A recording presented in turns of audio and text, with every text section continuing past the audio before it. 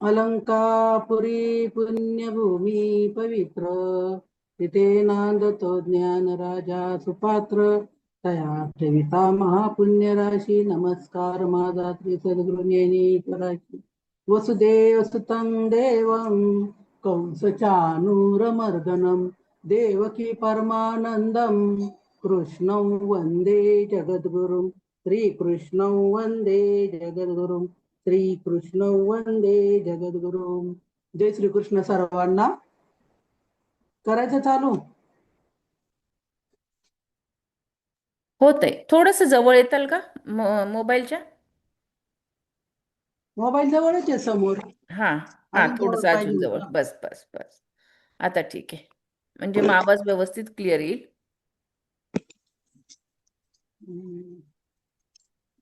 Bike किती आहे ग? दीदी एकच मिनिट. हो हो हो. सर्वांना अध्याय भगवद्गीता अध्याय 3. मी थोडं त्याच्यातलं भगवद्गीतेतलं आणि काही ज्ञानेश्वरीतलं सांगणार आहे. पहिला श्लोक पहिला. अर्जुन उवाच ज्यायसी चेत कर्मणस्ते मता बुद्धिर्जनार्दन तं तत्किं कर्मणि घोरे मान् नियोजयसि केशव. तर भगवंत अर्जुनाला म्हणाले की भगवंताला अर्जुन म्हणाला की देवा, हे कमलापती ऐका, तुम्ही जे काही वाक्य बोललात ते मी लक्षपूर्वक ऐकलं, परंतु आत्मस्वरूपाच्या ठिकाणी विचार करून पाहिला असता कर्म व करता राहतच नाही. मग असे जर देवा आपले ठाम मत असेल तर मग देवा मला मात्र अर्जुन तू युद्ध कर असे का बरं सांगता? मग अशा घोर कर्मामध्ये मला घालताना तुम्हाला लाज नाही वाटत का? बघा, अर्जुन देवाला डायरेक्ट म्हणतो, कारण त्यावेळेस अर्जुनाला देव कोण आहे हे माहिती नव्हतं. ते फक्त अर्जुन काय समजत होता, माझा मित्र आहे, साखा आहे, आत्याचा मुलगा आहे, एवढंच त्याला नातं माहिती होतं. आणि म्हणून तो त्याला म्हणतो, तुला लाज नाही वाटत का मला याच्यात टाकतोय म्हणते, आणि या कर्मामध्ये घालताना मला तुम्हाला लाज नाही वाटत का? म्हणजे हे पा संपूर्ण न कर्माचा निषेध तुम्हीच करता, म्हणजे संपूर्ण कर्माचा निषेधही तुम्ही करता, आणि मग मला हिंसात्मक कर्म का बरं सांगता करायला, माझ्याकडून का करविता? तरी देवा याचा आपणच विचार करा की आपण कर्म मार्गाला मान देऊन माझे हातून एवढी हिंसा करवितात, नाही का? कर्म मार्गाला मान देता म्हणे आणि एवढी मोठी हिंसा माझ्याकडनं करता. मग आपला जीवलग मित्र अर्जुन त्याला भौतिक दुःखाच्या महासागरातून मुक्त करण्याच्या दृष्टीने पुरुषोत्तम भगवान त्याला म्हणाले होते, नाही का? पण भगवंतांनी यापूर्वीच्या अध्यायात सांगितलंय की आत्म्याच्या स्वरूप स्थितीचे विस्तृत वर्णन केले आहे, आणि आत्मसाक्षात्काराचा मान्य केलेला मार्ग म्हणजे बुद्धियोग किंवा कृष्ण भावना किंवा कृष्ण भावना आहे, म्हणजे सांगितले आहे. मग काही वेळा कृष्ण भावना म्हणजे निष्क्रियत्व होय असा अपसमज केला जातो, आणि अशी अपसमजूत असणारा मनुष्य बऱ्याच वेळा एकांतवासात पवित्र हरिनामाचा जप करून पूर्णपणे कृष्ण भावना भावित होण्याकडे प्रवृत्त होतो. मात्र कृष्ण भावनेच्या तत्वज्ञानात पूर्णपणे कृष्ण भावना भावित होण्याकडे प्रवृत्त होतो. मात्र कृष्ण भावनेच्या तत्वज्ञानात पारंगत झाल्याशिवाय विना एकांत स्थळी पवित्र हरिनामाचा जप करणे उचित नाही, कारण अशा ठिकाणी अज्ञानी लोकांकडून केवळ निरर्थक मान सन्मानच प्राप्त होतो. मग आपण पूर्ण भक्ती करत असलो तर काय होतं, तिथं सगळ्यांच्यात बसून जर आपण भक्ती तर आपल्याला अवहेलना होऊ शकते, किंवा मान सन्मान द्यायचं, बरं वा वा खूप मोठा कोणी हा तत्वज्ञानी आहे, असे तसे. आणि अशा मान सन्मानात जर आपण गेलो, नाही का, पुढे आपल्याला जर मान सन्मान, तर तिथं काय होतं, अगदी सुप्त असा अहंकार तयार होतो. आणि मग त्या अशा ठिकाणी अर्जुना, हरिनामाचा जप करणे उचित नाही. मग अशा ठिकाणी हरिनाम करणं जप करणे उचित आहे का? तिथं नाही. कारण अशा ठिकाणी अज्ञानी लोकांकडून केवळ निरर्थक मान सन्मान प्राप्त होतो, नाही का? त्याला काहीच अर्थ नसतो त्या मान सन्मान. कारण आपण म्हणतो तोंड देखल्याने निमंत्रण दिलं, तसं ते होतं. आणि अर्जुनालाही वाटले की कृष्ण भावना, बुद्धियोग किंवा आध्यात्मिक पथावरील ज्ञानविषयक बुद्धी म्हणजेच सक्रिय जीवनातून निवृत्त होऊन एकांतवाचा जप तप याचे आचरण करणे होय. मग दुसऱ्या शब्दात सांगावयाचे तर अर्जुनाला कृष्ण भावनेचे कारण सांगून चतुराईने युद्ध टाळावायचे होते, नाही का? अर्जुन म्हणतो देवा तू एका बाजूनी कर्म कर पण म्हणतो, नाही का, नको पण करू म्हणतो. म्हणजे दोन्हीकडं मला तू संभ्रमित केले. मग मी काय करतो, त्यापेक्षा ते युद्ध करण्यापेक्षा काय करतो, भक्ती मार्गच पकडतो. कारण भक्ती मार्ग केला की हिंसाही वाचतील नाही आणि काहीच नाही. मग अर्जुनाला कृष्ण भावनेचे कारण चतुराईने युद्ध टाळायचे होते, परंतु प्रामाणिक शिष्य म्हणून त्यांनी ही गोष्ट आपल्या गुरु समोर मांडली, नाही का? प्रामाणिक आहे म्हणजे आपण खरं काय बोलतो ते सांगितलं त्याला. अंकित मार्गाशिवाय त्यांना प्रश्न केला. याचे उत्तर म्हणून भगवान श्रीकृष्णांनी कृष्ण भावना, भावित कर्म किंवा कर्मयोगाचे विस्तृत वर्णन या 3ऱ्या अध्यायामध्ये सांगितले की कर्म का केले पाहिजे, नाही का? तर बघा, आपण ज्या वेळेस कर्म करतो त्या कर्मा मागे काहीतरी कर्तव्य बुद्धी आपण मनाशी ठरवून करतो. पण तसं म्हणे इथं कृष्ण भावनातीत कर्म किंवा कर्मयोगाचे विस्तृत वर्ण या 3ऱ्या सांगितलेले आहे. श्लोक 2.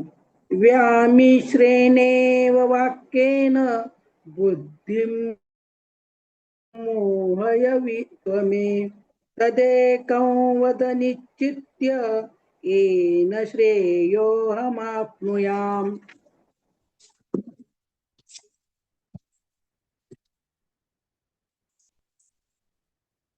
मग देवा तू जर असे बोलू लागलास, नाही का, अर्जुन म्हणतो अरे देवा तुझा असं बोलायला लागलास, अज्ञानी जीवांनी काय बरं करावे? आता सर्व विचार संपला असे समजण्याची वेळ आली आहे. अरे याला जर उपदेश मानावायचा तर मग ते कोणते? मग आता आमची आत्मबोधाची आऊत चांगलीच पुरली. कारण वैद्य पथ्य सांगून आपणच जर त्यात विष घालू म्हणजे औषधात लागला तर तो रोगी कसा बरे होईल? आंधळ्याला त्यांनी उदाहरण दिलं अर्जुनानी, बाबा तू जर, नाही का, जसं वैद्यानी जर औषधातच विष मिळवलं तर रोगी कसा बरा होईल? तो मरणार नाही का? तर तू म्हणे युद्ध कर म्हणतो आणि असं जर दोन्ही सांगितलं तर माझा संभ्रम झालेला आहे. म्हणजे काय करू म्हणे याच्यापैकी? कारण आंधळ्याला आडमार्गाला लावावे किंवा माकडाला काही पाना त्याप्रमाणे याला लाभला, नाही का? जसं आंधळ्याला काय करावं म्हणे, आडमार्गाला लावावं किंवा माकडाला काही पाना म्हणजे माकडाला जशी दारू पाजावी त्याप्रमाणे मला अगोदरच काही समजत नाही, शिवाय मी मोहाने ग्रस्त झालो आहे, म्हणून तर तुला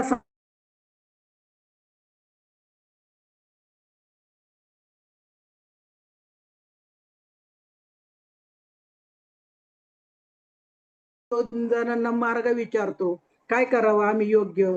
साधं आपल्याला लग्न करायचं म्हणलं तरी आपल्याला 4 जणांना विचारावं लागतं, नाही का? मुलगी चांगली आहे का? आपण त्या मुलीचं चौकशी करतो. मुलगी जर मुलगा जर आपला असेल तर मुलीची चौकशी करतो. मुलगी जर आपल्या मुलाची चौकशी करतो. 4 जणांना विचारतो. तसं म्हणे इथं माझी परिस्थिती झालेली आहे.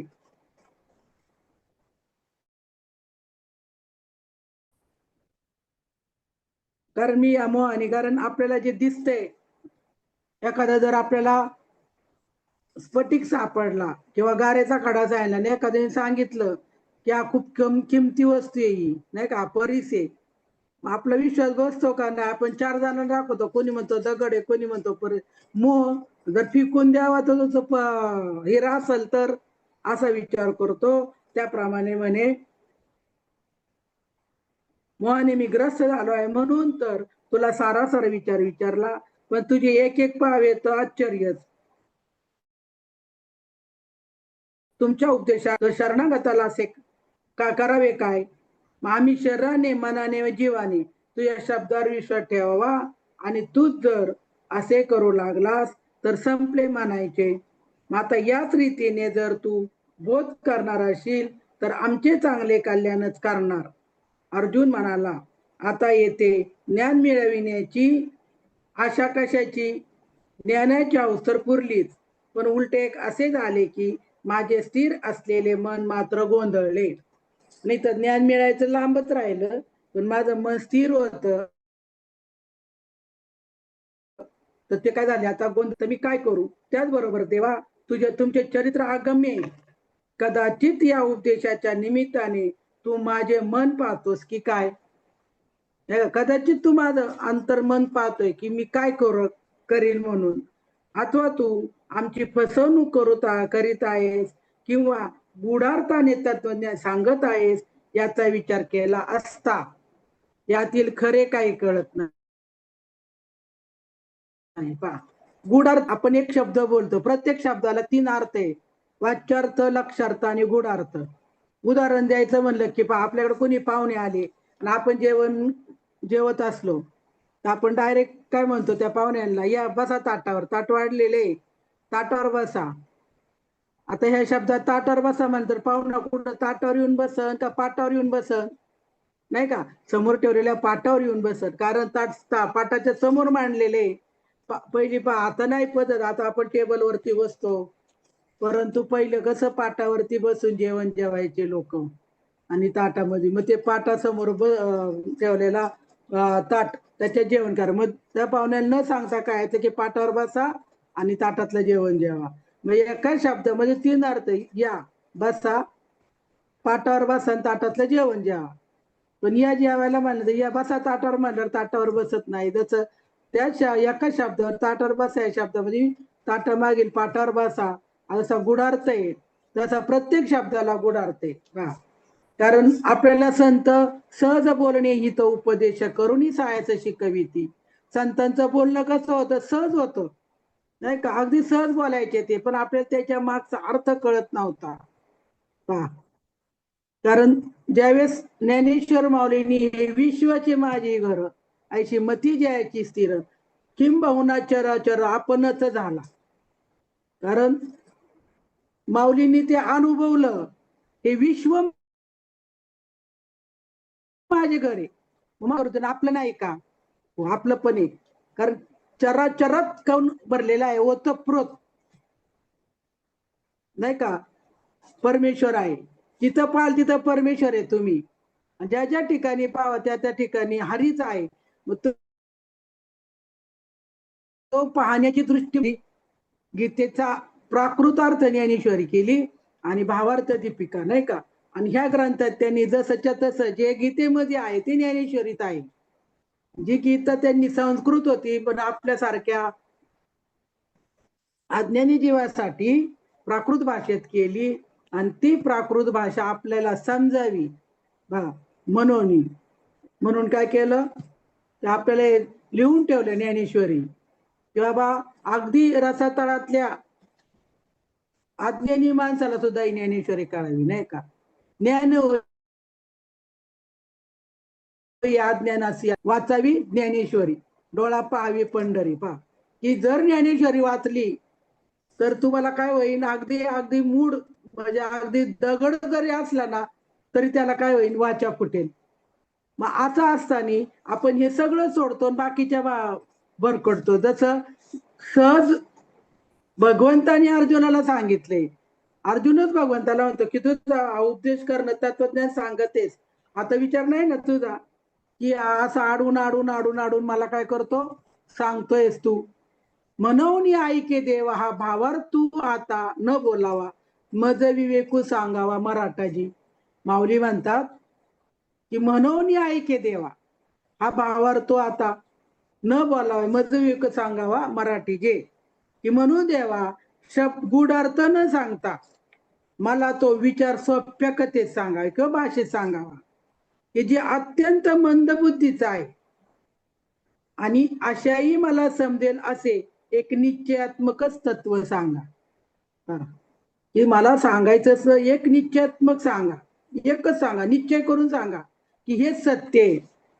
मग पहा की औषध देऊन रोग जर नाही पण ते औषध अत्यंत रुचकर व गोड असावे. औषध दिल्यानंतर काय असावं, रोग तर बरा व्हायला पाहिजे. ज्याप्रमाणे लहान बाळाला आई औषध द्यायचं म्हणलं तर काय करते, दर बाळा तुला चॉकलेट देते, दर बाळा तुला साखर देते नाही का, काहीतरी देते तुला खाऊ आणि तू हे औषध पी. त्याप्रमाणे कर म्हणे, मला काय कर, रुचकर वाटण, गोड वाटण असं काहीतरी कर आणि त्याप्रमाणे सर्वार्थाने भरलेले योग्य तत्व तर सांगावे, पण ते माझ्या चित्ताला जेणेकरून कळेल, की जे करून मला समजेल नाही का. आता एवढी गीता आहे पण हे तू सांगतोयस हे मला कळलं पाहिजे. एखादा तुम्हाला काय बोलतो ते कळतच नाही. आता एखादा जर अगदी निरक्षर माणूस असेल किंवा अज्ञानी असेल नाही का, त्याला काहीच माहिती नसेल, ज्ञानेश्वरी म्हणजे काय कधी पाहिलेलीच नसेल किंवा गीता म्हणजे काय पाहिली नसेल आणि त्याच्या जर समोर तुम्ही जर गीतेचं तत्व सांगितलं तर त्याला कळेल का, नाही कळणार. तसं म्हणे तुम्हाला काय कर, काहीतरी करून काय कर मला कळेल असं सांग म्हणे, कारण देवा तुमच्यासारखा मला गुरु प्राप्त झाला आहे. अर्जुन काय म्हणतो, तुमच्यासारखा मला परम नाही का भाग्य उदयाला आलं, मला तुमच्यासारखा गुरु प्राप्त झाला आणि मी इच्छेची तृप्ती का करून घेऊ नये. मला जी इच्छा झाली, कल्पतरू तळवटी जो कोणी बैसला कायवाने त्याला सांगा जोजी. जो कल्पतरूच्या झाडाखाली बसलाय त्याला बोलता क्षणी सर्व भेटणार नाही का. तसं मी काय झालं, या कल्पतरूच्या झाडाखाली म्हणजे तुमच्यासारखा गुरु मला प्राप्त झाला आणि मग तुमच्या जवळ मी बसून मी ते माहिती करून घेऊ नये का. मग तू आमची आई असता भीड कोणाची धरू. बघा लेकरू आई जवळ घाबरतं का काय मागायला, कधीच नाही. आई जशी बाळ जे जे मागेल त्याचे लाड पुरवते, त्याप्रमाणे अहो दैवयोगाने कामधेनूचे दुभते मिळाले असता इच्छित मागण्यास कमी का करावे. तर चिंतामणी प्राप्त झाला तर इच्छेचे संकट कसले. जर हातात जर चिंतामणीच आला तर इच्छा करायची वेळच राहत नाही ना. तर इच्छा वेते जवळ हरीचे चरण सर्व नारायण देत तुझं. इच्छा केल्या क्षणी प्राप्त आहे तुम्हाला. चिंतामणी जर हातात असेल, कामधेनू जर असेल नाही का, किंवा कल्पतरू जर असेल तर काय होईल तुम्हाला, तुम्ही इच्छा केली तर ताबडतोब प्राप्त आहे. आणि असं असताना अमृताच्या समुद्राजवळ येऊन जर तहानेने तडफडावे नाही का, अमृताच्याच समुद्राजवळ बसलाय आणि तहान लागली म्हणून तडफडत बसला, तर मग अमृत सिंधू जवळ येण्याची खटपट का करावी नाही का. तिथं जवळ आल्या अमृताच्या सिंधू जवळ म्हणजे समुद्राजवळ येऊन बसलाय आणि काय करावं, येण्याची खटपट कशाला करायला पाहिजे, म्हणजे तुम्ही कोण आहे, माझा अमृताचा सागरच माझ्याजवळ आहे. त्याप्रमाणे देवा अनेक जन्म तुझी सेवा केल्यामुळे दैववशात आज तुम्हाला प्राप्त झालाय. बघा, अनंत जन्मीचे तप एक नाम सर्व मार्ग सुगम हरिपाठ नाही का. ह्या जन्माचं नाही आपल्याला सहज भेटलं नाही. आपण गीतेवरती आपण म्हणतो आता आपल्याला गीता शिकतोय किंवा गीतेवरती निरूपण करतोय किंवा गीता आपल्याला ह्या जन्माचं नाहीच येते, अनंत जन्मीचे नाही का.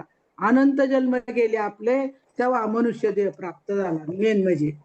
कारण एका जन्माचा मनुष्य देह नाही, 84 लक्ष योनी फिरिता तिमिर कोंदले. बघा 84 लक्ष योनी फिरत फिरत आपण इथपर्यंत राहिलो आणि मग पाप पुण्य समान झालं आणि पाप पुण्य समान झालं म्हणून आपल्याला मनुष्य देह प्राप्त झाला. आणि तो देह प्राप्त काय असा तसा मिळाला नाही आपल्याला. आणि तो मिळाला तर मिळाला नाही का. देव मला चला आता तुमचं पाप पुण्य समान झाले, जावा पृथ्वीवरती तुम्ही तुमचं कल्याण करून घ्या. आणि तुमचं कल्याण करण्यासाठी तुम्ही आलात, पण आपण जन्माला आलो, पण आलो कशासाठी हेच कळलं नाही. जन्मा येऊन काय केले तू मुद्दल गमविले, तू जन्माला कशाला आला हे कळलं नाही आपल्याला. आणि मग जर तो येऊन कळाला नाही, बघा आपल्या आता केली आपण प्रत्येक जण पाहतो, कोणी आता 50चा आसन, 40चा आसन, 60चा आसन, 70चा आसन, नाही का? आता किती गेले खाली माग गेलेले माहितीये.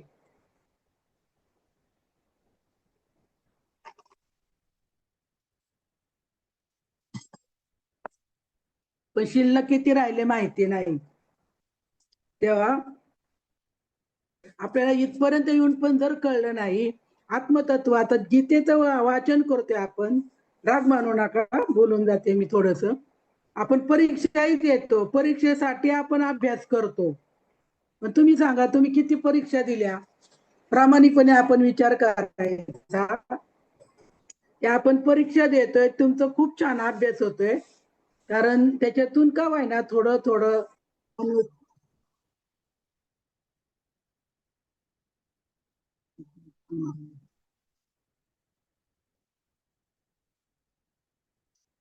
थोडं थोडं आपण काय करतो, अभ्यास करत करत पुढे चाललोय. परंतु नेमकं आपल्याला जाऊन करायचंय काय, हे जर गीतेचं विवेचन करतोय आपण, पण नेमकं आपल्याला जाऊन करायचं काय, एवढा अभ्यास करतोय, कसोशीने करतोय, एक दिवस आपण विचार करत रात्रंदिवस आपल्याला अशी आस लागली. पण नेमकी कशाची आस लागली? ज्याप्रमाणे अर्जुनाला विश्वदर्शन दाखवलं, नाही का? ज्यावेळेस विश्वदर्शन दाखवलं, पहिल्यांदा दाखवलं त्यावेळेस कळालं का विश्वरूप? नाही कळालं. तसं आपण अभ्यास करतोय गीतेचा. अर्जुन कशासाठी, किती त्याला प्रश्न विचारले गेले, किती सांगितलं भगवंतानी, काय काय आहे ते सांगितलं, परंतु अर्जुन म्हणतो मला काय कळलंच नाही. परंतु ज्यावेळेस आता त्याला कळलं की आपण गुरु झालेत, भगवंत, ज्यावेळेस त्याला कळलं त्यावेळेस त्याला किती पश्चाताप झाला. अरे अरे, आपल्याला एवढं जवळ जवळ असताना निदान, जवळ आपल्या असताना आपण शोधत बसलो, तशी आपली परिस्थिती आहे. आपण कामधून येतो, दुखतंय, नाही का?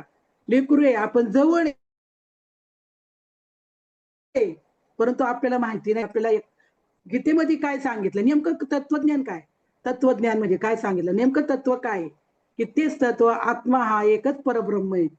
पण त्या परब्रह्मापर्यंत पोचण्यासाठी, नाही का, गुरुविन अनुभव केव्हा कळे, तपेविन दैवत दिदल्याविन प्राप्त, गुजेविन हित कोण सांगे. हरिपाठामध्ये झाले बघा, गेले की तुम्ही विचारल्याशिवाय तुम्हाला कोणी सांगणार नाही. कारण आपण होतो मी माझ्या मनाचा गुरु, पण गुरु पाणी पिना छान केन, गुरु करना पहचान के, नाही का? मग त्यावेळेस भगवंताला अर्जुन म्हणतोय की अरे परमेश्वरा, माझ्या इच्छेप्रमाणे तुमच्या जवळ का मी मागू नये? तुम्ही माझे गुरु आहात, सद्गुरु आहात, आणि मी तुमच्याकडे जे जे मागत ते तुम्ही मला काय केलं पाहिजे, तुम्ही माझी इच्छा पूर्ण होण्याचा दिवस उजाडलाय, मला पूर्ण केलंच पाहिजे. आज माझ्या मनातील इच्छा पूर्ण होण्यासाठी हा दिवस उजाडलेला आहे. आणि पा सर्व इच्छांचे आज साफल्य झाले, कारण आज माझे पूर्ण पुण्य फलद्रूप झाले. बघा, पूर्व पुण्याईचा दास सद्गुरूचा तोची जाणे. पूर्व पुण्य माझे आज काय झालं, फलद्रूप झाले. आणि पूर्व पुण्य म्हणजे कधीच या जन्मात, अनंत जन्माचे, बघा अनंत जन्माचं पूर्व पुण्य जे आहे त्यात फलद्रूप झाले. आणि मनातील हेतू तडीच गेला. माझ्या मनात जे संचित होतं, माझ्या मनात जे होतं ते आज माझं तडीच गेलं. पण महाराज, सर्वोत्कृष्ट मंगलाचे स्थान, सर्व देवांचे श्रेष्ठ असा जो तू, नाही का, सगळ्यांचा देवा, देवांचाही देव, नाही का, असं तू असताना आज माझ्या तू स्वाधीन आहे. बघा, कारण भक्तांच्या स्वाधीन देव आहे. देव भक्त दोन्ही एक रूप झाले, मुळीचे संचले द्यायचे तैसे, पादळली ज्योती कापुराची वाती, ओवाळी तारती भेदनुरे. देव आणि भक्त एक रूप झालेत, आणि असं तू माझ्या स्वाधीन आहे.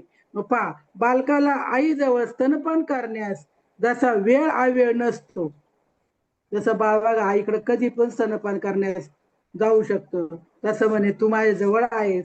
तसा त्याप्रमाणे एक रूपाने दे देवा, मी माझ्या इच्छेप्रमाणे हवे तसे, नाही का, ज्यावेळेस इच्छा होईल तसं तुला विचारित राहील, नाही का, हे विचारित आहे. की त्याप्रमाणे अर्जुन म्हणतो, इहलोकी आचरण करण्यास योग्य व परलोकी कल्याणकारक असे निश्चित सांग, की ह्या इहलोकी आचरण कसं करावे आणि परलोकी कल्याण होईल असं मी काय करू हे निश्चित मला सांग.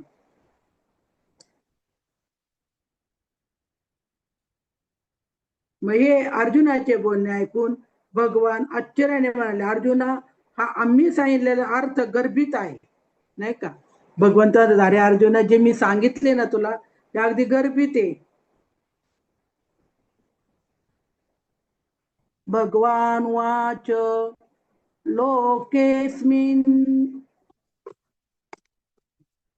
लोकेस्मिन् विविधा निष्ठा पुरा प्रोक्ता मया नग ज्ञानयोगेन सांख्यानां कर्मयोगेन योगिनाम. मैं अर्जुन, कारण हे अर्जुनाचे बोलणे ऐकून भगवान आश्चर्याने म्हणाले, अर्जुना, हा आम्ही सांगितलेला अर्थ गर्भित आहे, कारण हा निष्काम कर्मयोग सांगत असता प्रसंगाने सहज ज्ञानयोग सांगितला. म्हणजे हा कर्मयोग सांगता सांगता काय केला मी तुला, सहज ज्ञानयोग सांगितला. तो हेतू तुला कळाला नाही म्हणून व्यर्थ रागवलास, कारण तुला हेतू कळाला नाही. मी सांगितलं पूर्णतः, तुला कळालं नाही. तरी हे लक्षात ठेव की हे दोन मार्ग मी सांगितले आहे. हे श्रेष्ठ वीर अर्जुना ऐक, या लोकात हे अनादी दोन संप्रदाय माझ्यापासूनच प्रगट झालेले आहेत. पैकी एकाला ज्ञान योगाचे विचारी पुरुष आचरण करतात व ओळख म्हणजे ज्ञान होतात, परमात्म्याशी तद्रूप होतात. दुसरा म्हणजे कर्मयोग, त्याला कर्मयोग असे म्हणतात. म्हणजे ते साधक जीव निष्णात होऊन परमगतीला प्राप्त होतात. पण वेळाने हे मार्ग तर दोनच आहेत, पण हे शेवटी एकत्र होतात. ज्याप्रमाणे तयार असलेल्या व तयार करून घेतलेल्या भोजनापासून सारखीच तृप्ती होते, किंवा पूर्व वाहिनी पश्चिम वाहिनी नद्या वाहताना वेगळ्या दिसतात पण शेवटी समुद्राला मिळतात, मिळाल्याने एकत्व पावतात. म्हणजे ज्ञान मार्ग आणि कर्म मार्ग दोन्ही एकच आहेत. जरी वेगळे दिसत असले तरी ते वेगळे नाहीत. भगवंत म्हणतात अर्जुनाला, कारण कर्म मार्ग सांगता मार्ग सांगता ज्ञान मार्ग सांगितला, आणि त्यामध्ये तुला काय झालं, थोडासा तू रागवलास, न कळाले म्हणजे भ्रांती निर्माण झाल्यामुळे तू माझ्यावर उगतच रागवलास. परंतु जसे की पूर्व वाहिनी आणि पश्चिम वाहिनी नदी जशी वेगळी दिसते वाहताना, परंतु शेवटी त्या समुद्रात जाऊन एकत्र मिळतात, नाही का. किंवा उदाहरण आपल्या व्यवहारातलं द्यायचं म्हणलं तर आपल्याला पंढरपूरला जायचंय. आता काही जण इकडनं सोलापूर मार्गे जातात, फलटण मार्गे, आणि काही जण इंदापूर मार्गे जातात.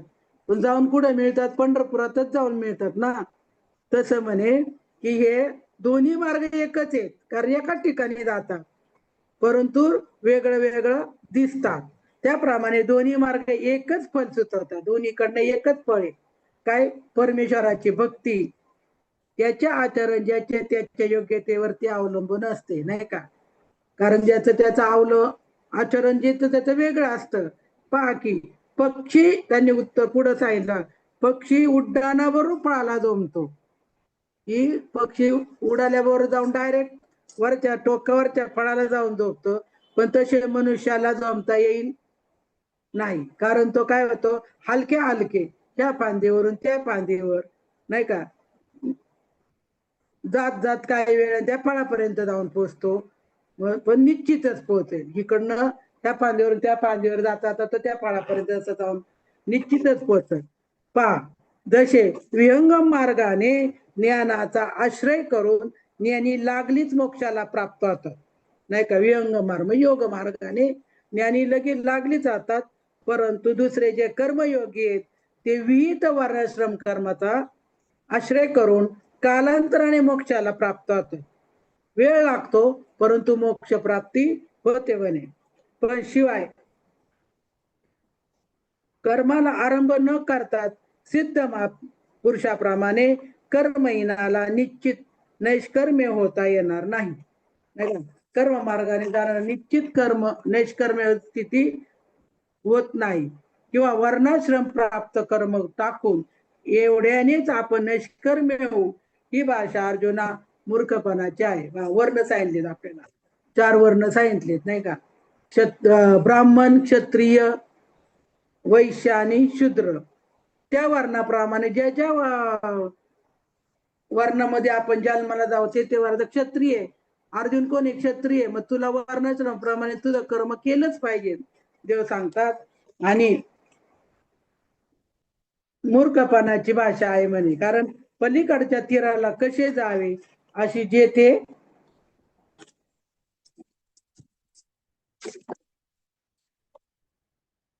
अडचण पडली आहे तेथे नावेचा त्याग करून कसे चालेल. जसं पलीकडच्या तीराला जायचंय पण नाही, मी नाही नाव वापरणार, ती नाव वापरल्याशिवाय पलीकडे जाता येणार नाही. तसं म्हणे तुला कर्म मार्ग आचरण केलाच पाहिजे.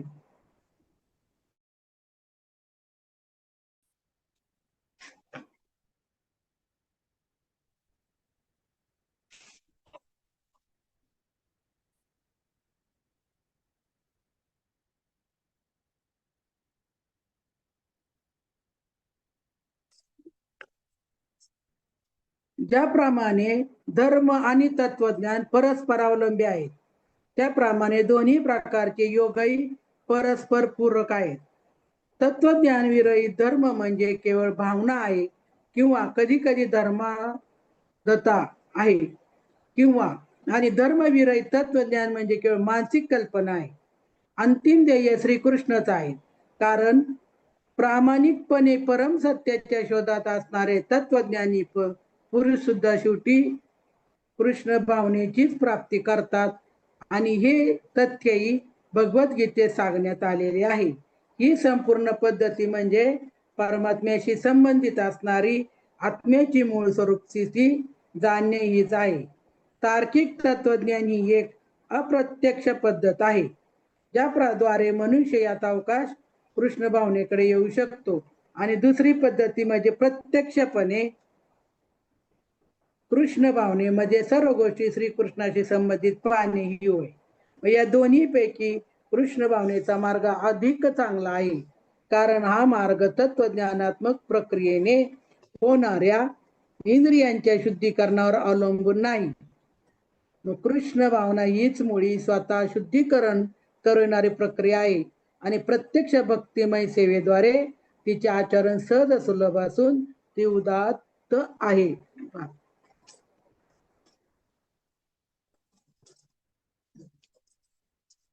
ही भक्ती हीच काय सांगितली त्यांनी श्रेष्ठ झाली, कारण आपल्यासारख्या कर्म करून नाही का नैष्कर्म्य स्थिती प्राप्त होणे अशक्य आहे. कारण कर्माचे थोडे तरी सुप्त अहंकार राहतात. त्यामुळं भक्ती केली तर नामस्मरण होते आणि नामस्मरणामुळे म्हणे ही सहज सुलभ आचरण आहे.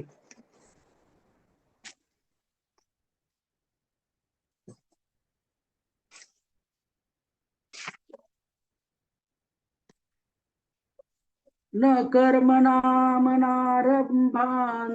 नैष्कर्म्यं पुरुषोऽश्नुते न च संन्यसनादेव सिद्धिं समधिगच्छति.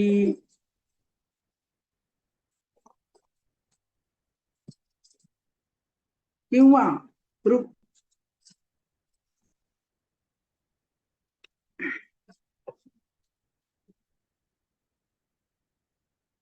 शिवाय विहित कर्माला आरंभ न करता सिद्ध पुरुषाप्रमाणे कर्महीनाला निश्चित नैष्कर्म्य होता येणार नाही. किंवा वर्णाश्रम प्राप्त करू कर्म टाकून एवढ्यानेच आपण नैष्कर्म्य होऊ, ही भाषा अर्जुना मूर्खपणाची आहे. पलीकडच्या तीराला कसे जावे असे अडचण पडली आहे, तेथे नावेचा त्याग करून कसे चालेल. किंवा तृप्तीची इच्छा करणार असणाऱ्यांनी स्वयंपाक न करता अगर तयार असलेला स्वयंपाक सेवन न करता कसे चालेल सांग बरे. जोपर्यंत इच्छेचा अभाव झाला नाही तोपर्यंत कर्म करावे लागणारच असे समज. व मग तृप्ती झाली की ते कर्म सहजच थांबते. तुम्हाला थांबवावं लागत नाही, कारण नामस्मरण करताना आपोआपच विधेयी अवस्था म्हणतात त्याला, नाही का? ज्याप्रमाणे उद्धवाची झाली होती. एकनाथ भागवत किंवा भागवत कथा ऐकली असेल तर त्याच्यात सांगितली की ज्याप्रमाणे उद्धवाला भगवंताकडं अहंकार झाला, सुप्त अहंकार झाला उद्धवाला, की भगवंताला म्हणतो, देवा मी तुझ्या अगदी बरोबर असतो, नाही का? माझ्यासारखं भक्त तुझा कोणीच नसेल. तेव्हा देव सांगतात की ठीक आहे म्हणे, तुला वाटतं ना, तर ऐक म्हणे, तू आहे ना राधाकडे जा म्हणे गोकुळामध्ये, आणि त्यांना भेटून ये म्हणतो, गवळणीला राधेला भेटून ये. ज्यावेळेस राधा राणीकडे उद्धव जातात त्यावेळेस गवळणी भेटतात. त्या गवळणी फक्त कृष्णमय झालेल्या असतात, नाही का? आणि त्यांना फक्त जिकडं तिकडं कृष्ण दिसत असतो. आणि ज्यावेळेस त्यांची ती अवस्था पाहतो त्यावेळेस उद्धव म्हणतो की या गवळणी किती श्रेष्ठ आहेत, कारण कृष्ण जवळ नाहीत पण प्रत्येकी जवळ कृष्ण असतो, कारण त्यांची ती अवस्था कशी झालेली असते, त्या कृष्णमय झालेल्या होत्या. किंवा त्यांनी काय केलं, नैष्कर्म्य पदाची इच्छा असेल तर त्यांनी आपल्या विहित कर्माचा त्याग करून चालणार नाही. त्यांनी त्याग तर केला नाही, ते त्यांची सर्व कामं करीत होत्या, नाही का? यमुनेला जाऊन पाणी आणत होत्या, सगळं काम चालू होतं, परंतु ते प्रत्येक कामामध्ये त्या कृष्णाला बघत होत्या. त्या प्रत्येक यमुनेला पाणी गेलं तरी त्यांच्या बरोबर कृष्ण आहे असं त्यांना वाटायचं. जे काम करील दळत असले तरी त्यांना वाटायचं माझ्या बरोबर कृष्ण आहे. इतके त्या एकरूप झाल्या होत्या. ते पाहून उद्धवाला कळलं, आणि उद्धव ज्यावेळेस परत आला त्यावेळेस तो पूर्ण काय झाला होता, कृष्णमय झाला होता.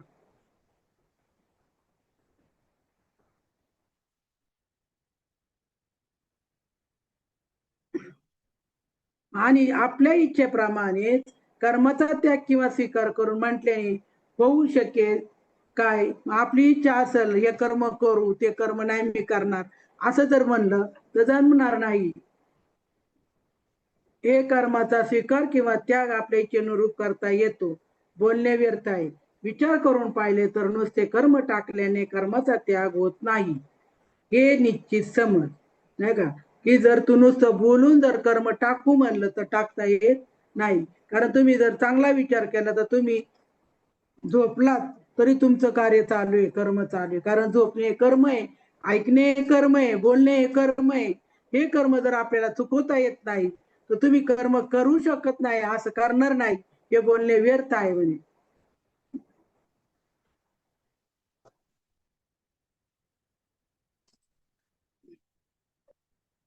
नाही कच्चिच्चनमपि धातु तिष्ठते कर्मकृत कार्यते यवश कर्म सर्व प्रकृतीर्जयी गुणैः.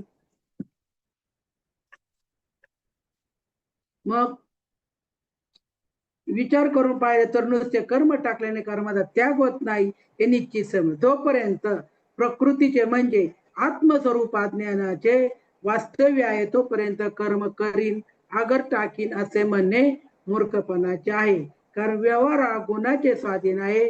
म्हणून पहा की जेवढे म्हणून विहित कर्म आहे तेवढे जर द्वेषाने टाकले तर इंद्रियाचे स्वभाव नष्ट झाले काय, सांगा? कानाने ऐकणे बंद झाले काय? डोळ्याची दृष्टी गेली काय? नाकपुड्या बंद होऊन वास घेणे थांबेल काय? आता प्राणापानाच्या क्रिया थांबल्या, मग निर्विकल्प झाले किंवा भूक ताणण्याची इच्छा नाही झाली, स्वप्न व जागृती अवस्था थांबल्या काय? पाय चालवायचे विसरले काय? हे सर्व राहू दे. जन्म मरण चुकले काय, नाही का? जर हे जर कर्म थांबत नाही, तुम्ही तुमचे कर्म टाकले अशा कसे म्हणू शकता म्हणे जन्म मृत्यू थांबणार आहे का? हे जर काही थांबत नाही तर मग सोडले ते काय? म्हणून अज्ञानांना कर्मत्याग घडत नाही. हे कर्म हे परतंत्र असल्याने प्रकृतीच्या सर्वाधी गुणानुसार उत्पन्न होत असते. म्हणून एखाद्याने कर्म करील अगर टाकीन असा अभिमान बाळगणे व्यर्थोय. पा रथात चढून मग जरी स्वच्छ स्तब्ध बसलात तर रथाच्या स्वाधीन होऊन रथाबरोबर फिरावे लागते.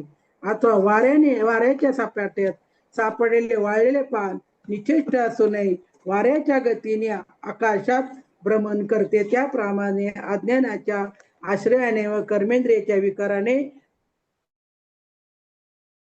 नष्कर्म्य स्थितीला मी शारीरिक कर्मे करतो. म्हणून जोपर्यंत अज्ञानाचा संबंध आहे तोपर्यंत कर्माचा त्याग करणार नाही. असे असूनही त्याग करू असे म्हणण्याचा हट्ट मात्र उरेल. कर्मेंद्रियानी संयम्य आस्ते मनसा स्मरण इंद्रियार्थान विमूढात्मा मिथ्याचार सस उच्यते. म्हणजे कर्मेंद्रियाच्या प्रकृतीचा निरोध करून विहित कर्माचा त्याग करतात व त्या योगे कर्म विमुक्त होऊ पाहतात. त्याच्या हातून कर्म त्याग तर घडतच नाही.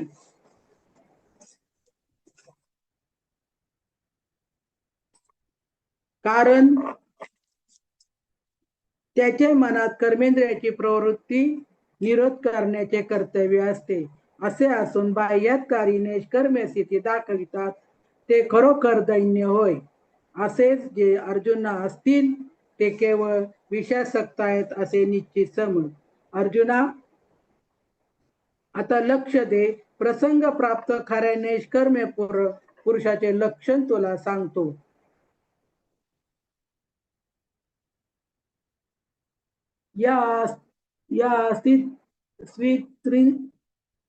यस्त्विन्द्रियाणि मनसा नियम्यारभतेऽर्जुन कर्मेन्द्रिय कर्मयोगम असक्तः स विशिष्यते.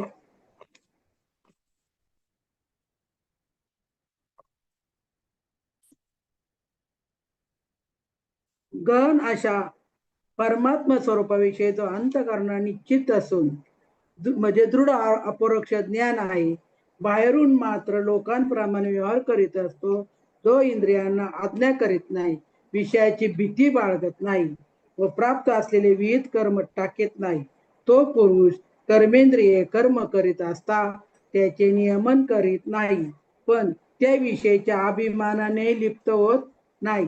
ज्याप्रमाणे पद्मपत्र पाण्यात राहूनही पाण्याने भिजत नाही, त्याप्रमाणे तो विषय वासनेने घेरला जात नाही व मोहाने लिप्तही होत नाही. त्याप्रमाणे तो व्यवहारात असतो, इतरांसारखा दिसतो. ज्याप्रमाणे सूर्यबिंब पाण्यामुळे पाण्यात असल्यासारखे दिसते, त्याप्रमाणे वरवर पाहिले असता तो इतर सामान्य लोकांप्रमाणेच दिसतो. पण विचार करून पाहिले तर ज्याची योग्यता अगम्य आहे अशा लक्षणांनी युक्त असलेला जो पुरुष असेल तो मुक्त व आशापाशरहित आहे असे समज. अर्जुना, ज्याचे विशेष वर्णन केले जाते असा जगात तोच एक योग्य आहे. एवढ्या एक योगी होय.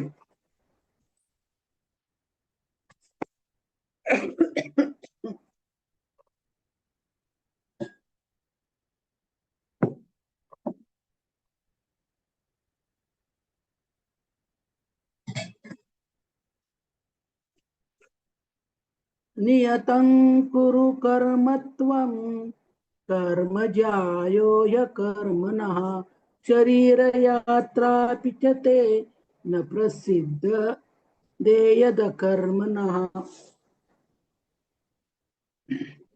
तू मनाचे नियमन कर, अंतःकरणास स्थिर कर. मन कर्मेंद्रिये खुशाल व्यवहारात वागव. कर्मत्यागाने प्राप्त होणारी नैष्कर्म्यता शरीरधारी माणसाला संभवनीय नाही. असे असता निषिद्ध कर्माचरण का करावे सांग बरे. म्हणून जे विहित व प्रसंगानुसार प्राप्त झालेले कर्म असेल ते फलाशा टाकून देऊन तू आचरण कर. अर्जुना, तुला आणखी एक आश्चर्याची गोष्ट माहित नाही, ती की असे निष्काम बुद्धीने केलेले कर्म कर्मबंधनातून मुक्त करते. यज्ञार्थात कर्मणोऽन्यत्र योकोऽयं कर्मबंधनः तदर्थ कर्म कौंतेय मुक्त संग समाचर. मग सधर्म जो बापा तोची नित्य यज्ञ जानपा.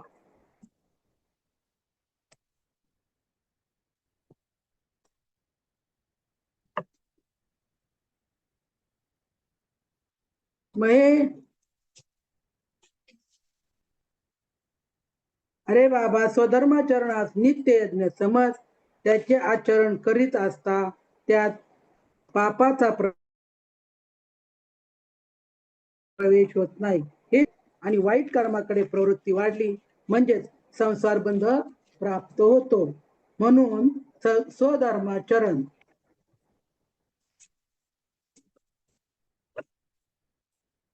हेच नित्य यजनियाजन होय. याप्रमाणे जो करतो त्याला कर्मबंधन कधीच प्राप्त होत नाही. हे लोक कर्मबंधनाला प्राप्त होऊन परतंत्र झाले आहेत. त्याचे कारण एकच की ते विहित यज्ञाला म्हणजे नित्य कर्माला चुकले म्हणून. अर्जुना, तुला याविषयी एक कथा सांगतो. ज्यावेळी ब्रह्मदेवाने सृष्टी रचना केली त्यावेळी त्या प्राण्यांच्या नित्य आचरणाच्या धर्मासह त्यांना निर्माण केले, पण त्यांना तो स्वधर्म यज्ञ सूक्ष्म असल्यामुळे कळला नाही. अशा वेळी त्या सर्व प्राण्यांनी ब्रह्मदेवाला विनंती केली की हे देवा, आम्हाला तरणोपाय काय आहे. तेव्हा ब्रह्मदेवाने त्यांना म्हणाले, सयज्ञ प्रजा सृष्ट्वा पुरोवाच प्रजापती अनेन प्रसविष्यत द्वमेश ओस्विष्ट काम धुक. ज्यावेळी ब्रह्मदेवाने सृष्टी रचना रचली त्यावेळी त्या प्राण्यांच्या नित्य आचरणाचा धर्मासह त्यांना निर्माण केले, पण त्यांना तो स्वधर्म यज्ञ सूक्ष्म असल्यामुळे कळला नाही. अशा वेळी त्या सर्व प्राण्यांनी ब्रह्मदेवाला विनंती केली की हे देवा, आम्हाला तरणोपाय काय आहे. तेव्हा ब्रह्मदेव त्यांना म्हणाले, तुम्हाला वर्णात श्रम धर्मानुरूप आम्ही हा स्वधर्मच तरणोपायार्थ सांगितला आहे. याचे आचरण करा म्हणजे तुमच्या कामना सहजच पूर्ण होतील. तुम्ही व्रत नियम करण्याची आवश्यकता नाही, शरीराला पीडा देण्याचे कारण नाही व तीर्थयात्रेनिमित्त दूर जाणे ही कारण नाही. योगाधिक साधने व सकाम आराधना तसेच मंत्रतंत्र अनुष्ठानाने कदाचित करालो. स्वधर्म व्यतिरिक्त अन्य देवतांना भजण्याचे कारण नाही. तात्पर्य इतर काही करू नये. सहज प्राप्त असलेला स्वधर्म यज्ञच आचरावा. ज्याप्रमाणे पतिव्रता स्त्री आपल्या पतीची सेवा करते त्याप्रमाणे निष्काम बुद्धीने याचे आचरण करा. त्याप्रमाणे स्वधर्मरूपी यज्ञच तुम्हाला आचरणीय आहे असे ब्रह्मदेव प्रजेला बोलतात आला. स्वधर्माचे आचरण कराल तर हा धर्मच कामधेनुप्रमाणे तुमची सर्व इच्छा पुरविणारा होईल व मग लोक तुम्हाला ती स्वधर्म रूप कामधेनू कधीही सोडणार नाही. देवान भावयतानेन ते देवा भावयन्तु वः परस्परं भावयन्त श्रेय परमवाप्स्यत. कारण या स्वधर्माचरणाचे त्या देवता प्रसन्न होऊन तुम्हाला इच्छित फल देते. पण या स्वधर्म पूजनेने त्या देवता आराधिल्या असता त्या तुमचा योगक्षेम निश्चित चालवतील. तुम्ही देवांची आराधना कराल तर देव तुम्हाला प्रसन्न होतील. असे तुमचे एकमेकांवर ज्यावेळी प्रेम जडेल त्यावेळी तुम्ही जे करू म्हणाल ते सहसिद्धी जाईल आणि तुमच्या मनातील इच्छा पूर्ण होतील. तुम्ही बोलाल ते खरे होईल. तर असे तुम्ही हुकूम करी तुमची काय आज्ञा आहे असे तुम्हाला विचारतील. ज्याप्रमाणे वसंत ऋतूचे दारात वनशोभा फलभरात लावण्यासह नित्य वास्तव्य करते त्याप्रमाणे तुम्ही जेथे राहाल त्या ठिकाणी सर्व सुख मूर्तिमत करीत येईल. अशा रीतीने बाबांनो, जर तुम्ही स्वधर्मनिष्ठ व्हाल तर ऐश्वर्यवान होऊन तुम्ही यथा इच्छा रहित व्हाल अथवा सर्व ऐश्वर्य प्राप्त झाले असता विषयी गोडीला लाचावून उन्मत्त इंद्रिय म्हणतील तसे जो वागे. यज्ञाने संतुष्ट झाले देवांनी जी भरपूर संपत्ती दिली त्या संपत्तीने स्वधर्माचरण रूपी ईश्वर सेवा जो करणार नाही, जो अग्नीत आहुती देणार नाही, देवतांचे आराधन करणार नाही व यथाखाली प्राप्त झालेल्या ब्राह्मणांना भोजन घालणार नाही, मग जो गुरु भक्तीला पाठीमोरा होईल, अतिथीचा आदर करणार नाही व आपल्या ज्ञाती बांधवांना संतोष देणार नाही, त्याप्रमाणे स्वधर्म भ्रष्ट व ऐश्वर्याने मस्त होऊन जो केवळ भोगासक्त होईल त्याला पुढे मग फार संकटे आहेत. ज्या उन्मत्त वागण्याने जवळचे सर्व ऐश्वर्य जाते व प्राप्त असलेले भोग देखील भोगता येत नाही. जसं आयुष्य शरीरात प्राप्त राहत नाही, प्राण राहत नाही किंवा दुर्दैवाच्या घरात संपत्ती राहत नाही, त्याप्रमाणे स्वधर्माचा लोप झाला की सरसुखाचा आश्रय नाहीसा झाला असे समजावे. ज्याप्रमाणे दिवा मालवला असता प्रकाश जातो त्याप्रमाणे प्रजा हो.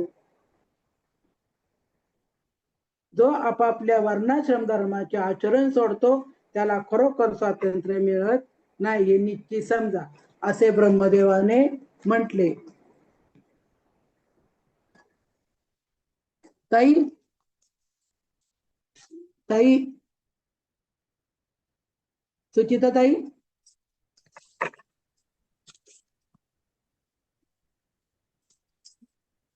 ताई आहेत का? हो हो, आहे आहे आहे. घ्यायचे का पुढं, कारण डेटा संपत आलाय माझा. आज थोडस गडबड गडबड चालू आहे वाटतं तुमची थोडीशी लवकर. हा पुढे इकडचं हा, ते गडबडीने गेला ते दाखवते ना संपले म्हणून बरोबर बरोबर. आवाज दिला चालेल चालेल, मध्येच बंद पडेल. ठीक आहे ठीक आहे. मुली थांबूयात वापरतात आपण ना इथं. फोन. हा, हा हरकत नाही, आपण थांबूयात इथं वाटल्यास. अजून 11 एखाद्याने श्लोक झाले तरी काय एकदम सर्व घ्यायचं मानल्यावर अवघड जातं. हरकत नाही, नाही. हरकत नाही. परत एखाद्या 11 दिवशी आपण श्लोक मध्येच झाले. घेऊयात. हा, परत एखाद्या दिवशी आपण घेऊयात.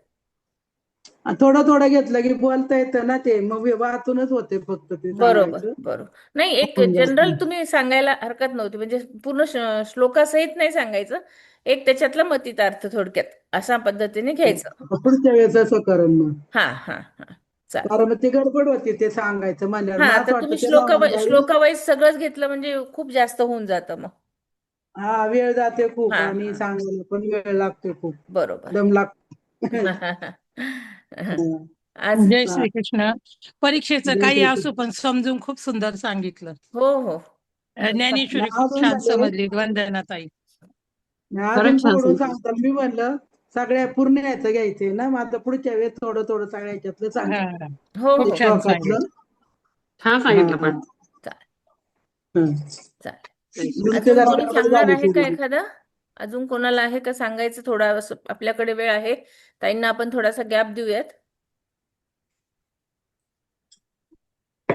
कालचे प्रश्न उत्तर आपल्याला घ्यायचे होते, आपण ते घेऊयात.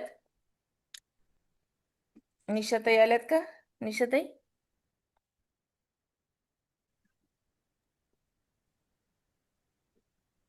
घ्यायचा का प्रश्न? हो चालेल, हरकत नाही. आणि तुमच्याकडे तो असेल तर तो पण घ्या, सकर्म अकर्माचा, तो पण छान केलेला आहे ना तुम्ही. हो. हम्म. खूपच गडबड होती हो, नाही, आधी तुम्ही जे ठरवले होते काल ते घ्या आणि मग वेळ असेल तर आपण हा घेऊया. हो. मी घेते ताई. हा, हरकत नाही ना. मी तो प्रश्न आता ताईंना घेऊ दे आधी, मग बर नंतर मी घेते. बर हो. बर. अध्याय 3ऱ्यातला तो प्रश्न आहे तो मी घेते एक. हा, चालेल चालेल. हो हे 3 आहेत सलग. मग हा, सविता हो ताईंचा हो कोणता घ्यायचाय तो ते घेऊ द्या का? मी हो तुम्ही आधी घ्या ना तुम्ही, एक, मी हा, निशाताई आधी तुम्ही वाचा, मग सविताताई तुम्ही घ्या वाचतील. आधी, नंतर मी वाचते. चालेल. प्रश्नपत्रिका आता दुसऱ्या प्रश्नपत्रिकेतील प्रश्न क्रमांक 3 आहे. इथं चालू राहतं काय वायफाय दार लावले. अध्याय 3 के बोलले मी. श्लोक संख्या 36 में अर्जुन ने किस विषय में बोला है? भगवान ने किन श्लोकों में उत्तर दिया है? दोनों श्लोकों को अर्थ सहित व्याख्या लिखिए असा प्रश्न आहे. गीतेतील 3रा अध्याय कर्मयोग या संदर्भातील वरील प्रश्न आहे. त्यातील श्लोक क्रमांक 36 मध्ये अर्जुनाने भगवंताला आपल्या मनातील शंका विचारली आहे. स्वधर्माचे पालन करण्यातच मनुष्याचे कल्याण आहे. परधर्माचे सेवन, निषिद्ध कर्माचे आचरण करण्यामध्ये सर्व प्रकारे हानी आहे.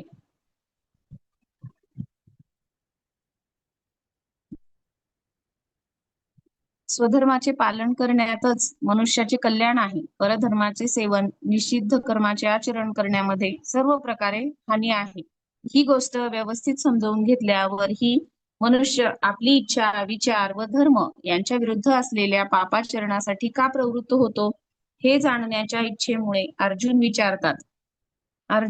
अर्जुन उवाच अथ केन प्रयुक्तोऽयं पापैश्चरति पुरुषः अनिच्छन्नपि वार्ष्णेय बलादिव नियोजितः. 3ऱ्या अध्यायातील 36वा श्लोक. थोडक्यात अर्थ असा आहे याचा. अर्जुन म्हणाले, हे कृष्णा, तर मग हा मनुष्य स्वतःची इच्छा नसतानाही जबरदस्तीने करावयास लावल्याप्रमाणे कोणाच्या प्रेरणेने पापाचे आचरण करतो? वरील श्लोक गीतेच्या 3ऱ्या अध्यायातील 36वा श्लोक आहे. या श्लोकाच्या पूर्वी भगवंत 2ऱ्या अध्यायातील 60व्या श्लोकात सांगतात की प्रयत्न करणाऱ्या बुद्धिमान मनुष्य जबरदस्तीने विचलित करतात. व्यवहारातही असे पाहावयास मिळते की बुद्धिमान विवेकशील असा मनुष्य प्रत्यक्षपणे व विचार करूनही पापामध्ये प्रवृत्त होणे हे योग्य समजत नाही, म्हणून तो स्वेच्छेने पाप कर्म करीत नाही. तथापि रोगी जसा कुपथ्य करतो तशी जबरदस्तीने त्याच्या हातून पापकर्मे घडतात. सर्व अनर्थांचे मूळ कारण ही पापवृत्ती माणसामध्ये कशी बरे येते? पाप अत्यंत अनिष्टकारक आहे हे सर्वजण जाणतात. ते करणे नेहमी चांगले वाटते असे पण नाही, पण असे वाटते की जीव बाधा झाल्याप्रमाणे होऊन पापांसाठी प्रवृत्त का होतो आणि या पाप प्रवृत्तीचा निच्छेद कसा होऊ शकेल अशी जिज्ञासापूर्वक विचारणा करून अर्जुन यावरचा उपाय जाणून समजून घेऊ इच्छित आहे. पाप प्रवृत्ती निर्माण झाल्यास विचारवंत पुरुष त्या पापाला जाणून त्यापासून संपूर्णपणे दूर राहू इच्छितो, तरी सुद्धा तो ते पाप अशा रीतीने करू लागतो की जसे कोणी एखादा त्याला जबरदस्तीने पापामध्ये प्रवृत्त करत आहे. यावरून असे दिसून येते की पापामध्ये सांसारिक सुख, भोग आणि संग्रहाची कामना हेच मूळ कारण आहे.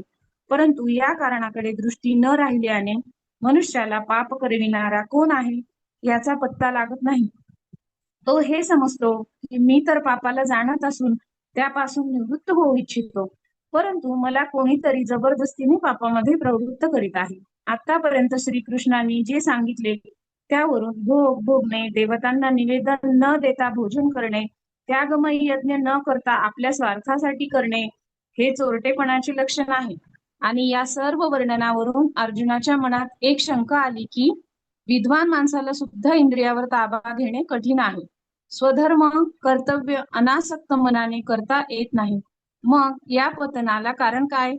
अनिच्छित अपि याचा अर्थ माणसाची स्वतःची सहज प्रवृत्ती नसताना, म्हणजेच स्वधर्म आचरण वेगळे असते, मनुष्य भलतेच काहीतरी काम करायला उद्युक्त होतो हे बारकाईने लक्षात येते. श्रीकृष्णांनी विविध श्लोकामधून काम, क्रोध व रागद्वेष यांच्या संदर्भाला अनुसरून उत्तर दिले आहे.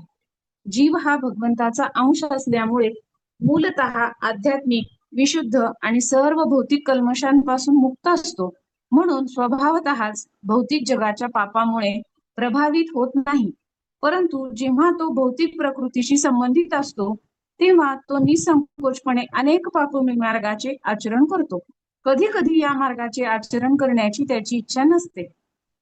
अर्जुनाच्या प्रश्नाचा अभिप्राय असा आहे की अश्रद्धा, असूया, दुष्टचित्तता, मूढता, प्रकृती, स्वभावाची परवशता, राग, द्वेष, स्वधर्मामध्ये अरुची आणि परधर्मामध्ये रुची यापैकी कोणते कारण आहे ज्यामुळे मनुष्य विचारपूर्वक इच्छित नसताना सुद्धा पापामध्ये प्रवृत्त होतो? या व्यतिरिक्त ईश्वर, प्रारब्ध, युग, परिस्थिती, कर्म, कुसंग, समाज, रीतिरिवाज, सरकारी कायदे इत्यादींपैकी देखील कोणत्या कारणाने मनुष्य पापामध्ये प्रवृत्त होतो? भगवंत पुढील श्लोकात अर्जुनाच्या या प्रश्नाचे उत्तर देतात. या प्रश्नाचं उत्तर बहुतेक सगळं साधक संजीवनीतूनच घेतलेलं आहे ताई. काल वाचन झाले याच्यावरचं, मग माझ्या लक्षात आलं साधक संजीवनी अनुसारच आहे हे उत्तर. हो हो. यानंतरचे पुढचे 2 श्लोक. श्लोक क्रमांक 37. श्री भगवानुवाच कामएष क्रोधएष रजो गुणसमुद्भवः महाशनो महापाप्मा विद्धेन मिह वैरिणम्. अर्थ, श्री भगवान म्हणाले, रजोगुणापासून उत्पन्न झालेला हा कामच क्रोध आहे. हा खूप खादाड अर्थात कधीही न तृप्त होणारा व मोठा पापी आहे. हाच या विषयातील वैरी आहे असे तू जाण. शंकराचार्यांनी या श्लोकाच्या भाष्यात भगवंत शब्दाची व्याख्या दिली आहे. त्याचप्रमाणे ज्ञानेश्वर महाराज या ठिकाणी कृष्णाला भगवंत का म्हणावे ते निराळ्या प्रकाराने सांगत आहेत. ज्ञानेश्वर महाराज म्हणतात, सर्वांच्या हृदयामध्ये राहणारा, विशेषतः सज्जनांच्या हृदय कमलाला विश्रांती स्थल मानणारा हा भगवान श्रीकृष्ण अशा अलौकिक गुणसमुच्चयाने युक्त आहे की निरीच्छ हृदयाचे योग योगेश्वरही श्रीकृष्णाच्या भेटीसाठी अभिलाषा बाळगतात. जे जे काही श्रेष्ठ, चांगले, मधुर, सुंदर, आकर्षक असे असणे शक्य आहे त्या सर्वांचे आदर्श पूर्णपणाने या श्रीकृष्णाच्या ठिकाणी एकवटलेले आहेत. परिसीमेची गुणसंपदा त्यांच्या ठिकाणी राहते, म्हणून त्यांना पुरुषोत्तम असे म्हणतात. अर्जुनासारख्या अत्यंत विचक्षण वीराच्या मार्मिक प्रश्नास उत्तर देण्याचा अधिकारही केवढा मोठा आहे हे लक्षात घ्यावे, म्हणून माऊली येथे अत्यंत महत्वाची विशेषणे वापरत आहेत. प्रकृतीच्या आश्रयाने असणारे सत्व, रज, तम हे 3 गुण आहेत. या 3 गुणामुळेच प्रकृती सृष्टी रचनेचे कार्य व्यवस्थितरित्या पार पाडित असते. प्रकाश, गती आणि स्थिती ही त्याची मूलभूत स्वरूपे आहेत. सत्व ज्ञान देते, कर्तृत्व असते रजाचे, आणि तम हा वस्तूंचा पुरवठा करतो. त्यामुळे सृष्टीत सर्वत्र बीज रूपाने कामाची आवश्यकता असतेच असते. परंतु येथे करण्यात आलेले भाष्य हे शत्रू स्वरूप कामक्रोधांना उद्देशून आहे. कामक्रोधांना जेव्हा वाईट म्हटले जाते, त्याज्य ठरविले जाते, त्यावेळी ते शत्रुत्व करणाऱ्या महाशनो महापाप्मा कामक्रोधांना उद्देशूनच असते. महाभयंकर असलेले हे कामक्रोध कोणाचीही यत्किंचित दया न करता त्याच्यावर अत्याचार करतात आणि त्याला बळाने अधपाताच्या गर्तेत ढकलतात. रजोगुण समुद्भव हा काम व क्रोध हे रजोगुणापासून उत्पन्न होतात व रजोगुणाला उत्पन्नही करतात. अर्थात रजोगुण वाढला म्हणजेच कामक्रोध वाढतात व हे वाढलेले कामक्रोधच रजोगुणाला शक्तिशाली बनवतात. हे दोघेही फार खादाड आहेत, म्हणजे त्यांची तृप्ती कधीच होत नाही. कामएष क्रोधएष. काम अर्थात उत्पत्ती विनाशशील पदार्थांची कामना, प्रियता, आकर्षण हेच पापाचे मूळ आहे. कामनेमध्ये अडथळा झाला की कामच क्रोधात परिणत होतो. कामनेची पूर्ती झाल्यास लाभ व अडथळा झाल्यास क्रोध होतो. इथे असा विचार करावा की जर कामना ही उत्पन्न होते तर ती नाश पावणारच, म्हणजे वास्तविक कामना ही आपोआपच नाहीशी होणार असते, पण मनुष्य नवीन नवीन इच्छा करून तिला स्थिर ठेवतो. महाशनो महापाप्मा. काम हा असा शत्रू आहे की जो कशानेही शांत होत नाही, त्याची कधीही तृप्ती होत नाही. जसे धन मिळाल्याने धनाची कामना वाढतच जाते, तसेच जसजसे भोग मिळत जातात तसतशी कामना वाढत जाते. म्हणून कामनेला महाशनहा म्हटले आहे. तसेच कामना ही संपूर्ण पापाचे कारण आहे. चोरी, डाकुगिरी, हिंसा ही सर्व पापे कामनेमुळेच होतात, म्हणून कामनेला महापाप्मा म्हटले आहे. विद्येन मिह वैरिणम. भगवंत म्हणतात, या कामनेला आपला मित्र नव्हे तर शत्रू समजा. कामना मनुष्याची वैरिणी आहे, कारण ही मनुष्याच्या विवेकाला झाकून टाकते व पापामध्ये प्रवृत्त करते. म्हणून काम, क्रोध, भावना हाच आपल्यातला सैतान आहे. म्हणून हा सैतान त्यांची पापे व दुःखरूपी असंख्य अपत्ये आपल्या मोहित झालेल्या बुद्धिरूपी दलदलीच्या जागेवर उत्पन्न होणारच. त्यांच्या अंमलाखाली येणे म्हणजे अज्ञान व त्यांच्यावर मात करणे म्हणजे ज्ञान परिपूर्णता होय. जीव हा ब्रह्माचाच अंश असल्यामुळे त्याला ब्रह्मानंदोपभोगाशिवाय दुसरी कोणतीच कामना नाही. आनंदाच्या डोही आनंद तरंग हे तर त्याचे मूळ स्वरूप आहे. दुःख व शोक त्याला स्वप्नात सुद्धा माहीत नाही. परंतु जेव्हा तो त्रिगुणात्मिका प्रकृतीच्या नादी लागला तेव्हापासून रजोगुणात्मक बनला व रजोगुणामुळेच त्याच्या ठिकाणी प्रकृतीजन्य काम निर्माण झाला. काम पूर्ण झाला नाही म्हणजे तो क्रोधाचे रूप धारण करतो. या कामक्रोधांना आत्मप्राप्तीच्या मार्गावर आरूढ केले तर ते बलवान असल्यामुळे व प्रकृतीच्या गुणांकडे वळवले तर रजतमादी गुणांना वाढवून वैराप्रमाणे सतत त्रास देतात. त्यांच्या स्वभावाला तू जाण असे म्हणून भगवंताने अर्जुनाला असा संकेत केला आहे की स्वभाव ओळखून त्यांना आत्माभिमुख बनव, म्हणजे तेच तुला मित्राप्रमाणे सुख देतील. श्लोक क्रमांक 38. धूमेनाव्रियते वह्निर्यथा दर्शो मलेन च यथोल्बेनावृतो गर्भस्तथा तेनेदमावृतम्. अर्थ, ज्याप्रमाणे धूर आणि अग्नी धुळीने आरसा व वाऱ्याने गर्भ झाकला जातो त्याप्रमाणे त्या कामामुळे हे ज्ञान आच्छादित राहते. वरील श्लोक कर्मयोग या गीतेतील 3ऱ्या अध्यायातील 38 क्रमांकाचा श्लोक आहे. यामध्ये भगवंत वेगवेगळ्या उदाहरणांनी काम क्रोध हे ज्ञानाला कसे आवृत्त करतात हे सांगितले आहे. धूर, मल आणि वार या तिन्ही दृष्टांतांनी कामामुळे ज्ञान आवृत्त होते. याद्वारे असे दर्शविले आहे की हा कामच तिन्ही दोषांच्या रूपात येऊन मनुष्याचे ज्ञान झाकून टाकतो. येथे धूर म्हणजे विक्षेप असे समजले पाहिजे. ज्याप्रमाणे धूर हा चंचल असूनही अग्नीला झाकून टाकतो त्या प्रकारे विक्षेप हा चंचल असूनही ज्ञानास झाकून टाकतो. कारण एकाग्रतेशिवाय अंतःकरणात ज्ञानशक्ती प्रकाशित होऊ शकत नाही, ती दबून राहते. येथे मल म्हणजे मलदोष असे समजले पाहिजे. ज्याप्रमाणे दर्पणावर मळ साचल्यावर त्यावर प्रतिबिंब पडत नाही त्याप्रमाणे पापाच्यामुळे अंतःकरण अत्यंत मलिन झाल्यावर त्यात वस्तू किंवा कर्तव्य यांचे यथार्थ स्वरूप प्रकाशित होत नाही. त्यामुळे मनुष्य त्याचे यथार्थ विवेचन करू शकत नाही. कामनेचा वेग तीव्र झाला की नाशवंत वस्तूंचे महत्व खूप वाढले तसे तसे भोग व संग्रह याची इच्छा तीव्र झाली की पतन सुरू होते. मी साधक आहे, माझे कर्तव्य आहे, हे अकर्तव्य आहे हे ज्ञान राहत नाही. वास्तविक महत्व वस्तूचे नाही, त्याच्या उपयोगाचे आहे. पैसा जगण्यासाठी लागतो, हा त्याचा उपयोग आहे, तो महत्वाचा आहे. मग त्याचा सदुपयोग करणे ही आपलीच जबाबदारी नाही का?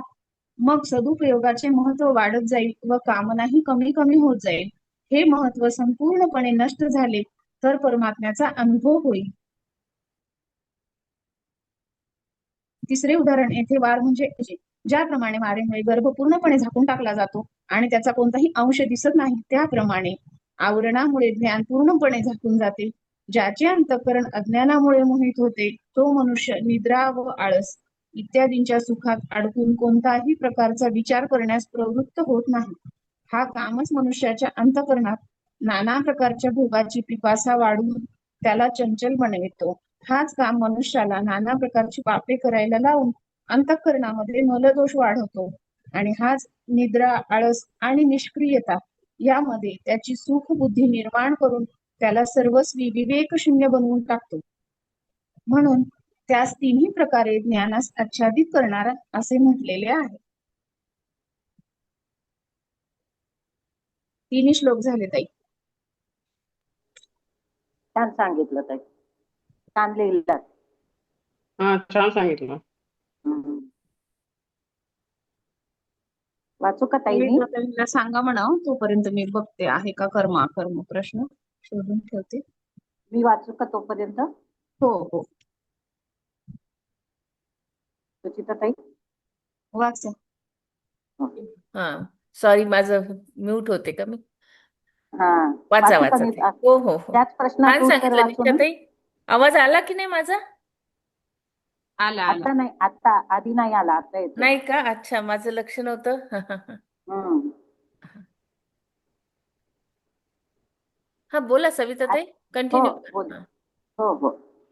अध्याय 3 के श्लोक संख्या 36 में अर्जुन ने किस विषय में बोला है? भगवान ने किस श्लोकों में उत्तर दिया है? दोनों श्लोकों की अर्थ सहित व्याख्या लिखी. हा मध्यमाला प्रश्न आलेला होता. या श्लोकात अर्जुनाने भगवंतास प्रश्न विचारला की मनुष्य स्वतःची इच्छा नसतानाही जबरदस्तीने करावयास लावल्याप्रमाणे कोणाच्या प्रेरणेने पापाचे आचरण करतो? अर्जुन अर्जुन म्हणतो, अर्जुन उवाच, श्लोक क्रमांक 36, अध्याय 3.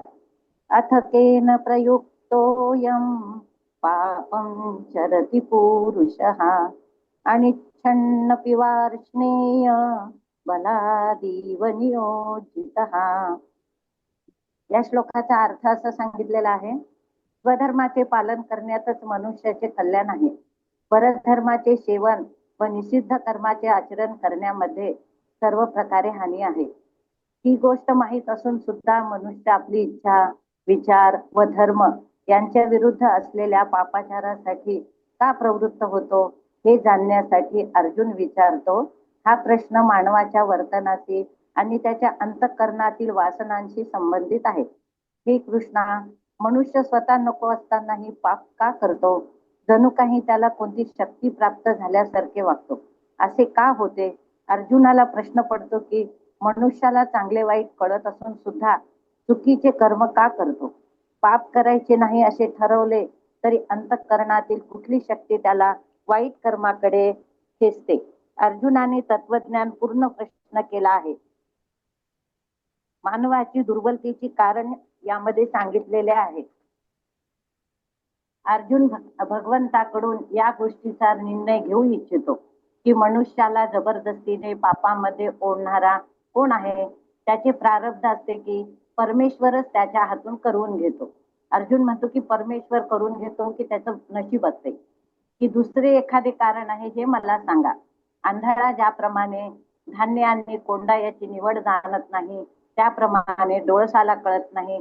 ज्ञान संपन्न असूनही काही लोक परधर्माच्या आचरणाने स्वधर्मापासून भ्रष्ट होतात. अर्जुनाची मनस्थिती द्विधा होते. हे भगवंताशी प्रश्न करतात आणि पुढील श्लोकात भगवंत त्याचे उत्तर देतात. भगवंत अध्याय 3 मधील श्लोक क्रमांक 37 ते 43 पर्यंत अर्जुनाच्या या प्रश्नाचे सविस्तर उत्तर दिले आहे. भगवंतांनी सांगितले की या सर्व वाईट प्रवृत्तीचे मूळ काम, इच्छा आणि त्यातूनच निर्माण होणारा क्रोध आहे. पापाचे मूळच काम आहे. हे श्लोक क्रमांक 36 मध्ये स्पष्ट केले आहे. अध्याय क्रमांक 3 श्लोक क्रमांक 37. काम एष क्रोध एष रजो गुण समुद्भवः महाशनो महापाप्मा विद्धेन मिह वैरिणम्. हे अर्जुना, ही रजोगुणापासून उत्पन्न झालेली कामना, इच्छा, वासना आणि तिच्यापासून निर्माण होणारा क्रोध हेच पापाला प्रवृत्त करणारे आहे. हा खूप खादाड, भोगाने कधीही तृप्त न होणारा व मोठा पापी आहे. हाच खरा वैरी आहे असे तू जाण. राग अनावर झाला की पाप कर्म घडून येतात. म्हणतात ना, राग हा कामाचा वैरी आहे. हे महान भक्षक, महापापी आणि मनुष्याचे खरे शत्रू आहेत. भगवान सांगतात की मनुष्याच्या अंतःकरणात 3 गुण असतात, सत्व, रज आणि तम. रजोगुणामुळे इच्छा, वासना, कामना उत्पन्न होतात. जेव्हा इच्छा पूर्ण होत नाही तेव्हा क्रोध निर्माण होतो आणि क्रोधामुळे विवेक नष्ट होतो आणि मनुष्य चुकीचे कर्म करतो. तेव्हा मनुष्याचे सर्वात मोठा शत्रू हे बाह्य शत्रू नसून त्याच्या अंतर्मनातील काम आणि क्रोध आहे. या कामाने बुद्धी झाकली जाते, विवेक नष्ट होतो आणि पापाची प्रवृत्ती वाढते. म्हणूनच भगवान त्याला महाशन म्हणजे अखंड भक्षक आणि महापापमा म्हणजे सर्व पापांचा मूळ तोच आहे. सर्व अनर्थाचे कारण हा कामच होय. मनुष्यास इच्छा नसतानाही पापामध्ये ढकलणारे प्रारब्धही नसते व ईश्वरही नसतो. हा स्वतःचा कामच माणसाचा वैरी शत्रू असतो आणि तो अनेक पापे करण्यास प्रवृत्त होतो व त्याच्या हातून नाना प्रकारची पापे घडतात. याचा परिणाम ही मोठे दुःख किंवा मृत्यू आहे. तो आपला शत्रू समजून त्याला लवकरात लवकर नाश करून टाकला पाहिजे. कामालाच आपल्या कल्याण मार्गातील महान शत्रू मानलेले आहे.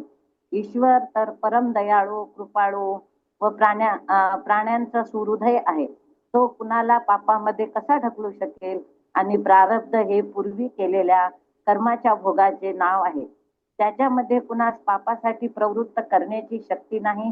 म्हणून पापासाठी प्रवृत्त करणारा दुसरा कोणी वैरी नसून हा कामच होय असे भगवंत या श्लोकात समजावून सांगतात.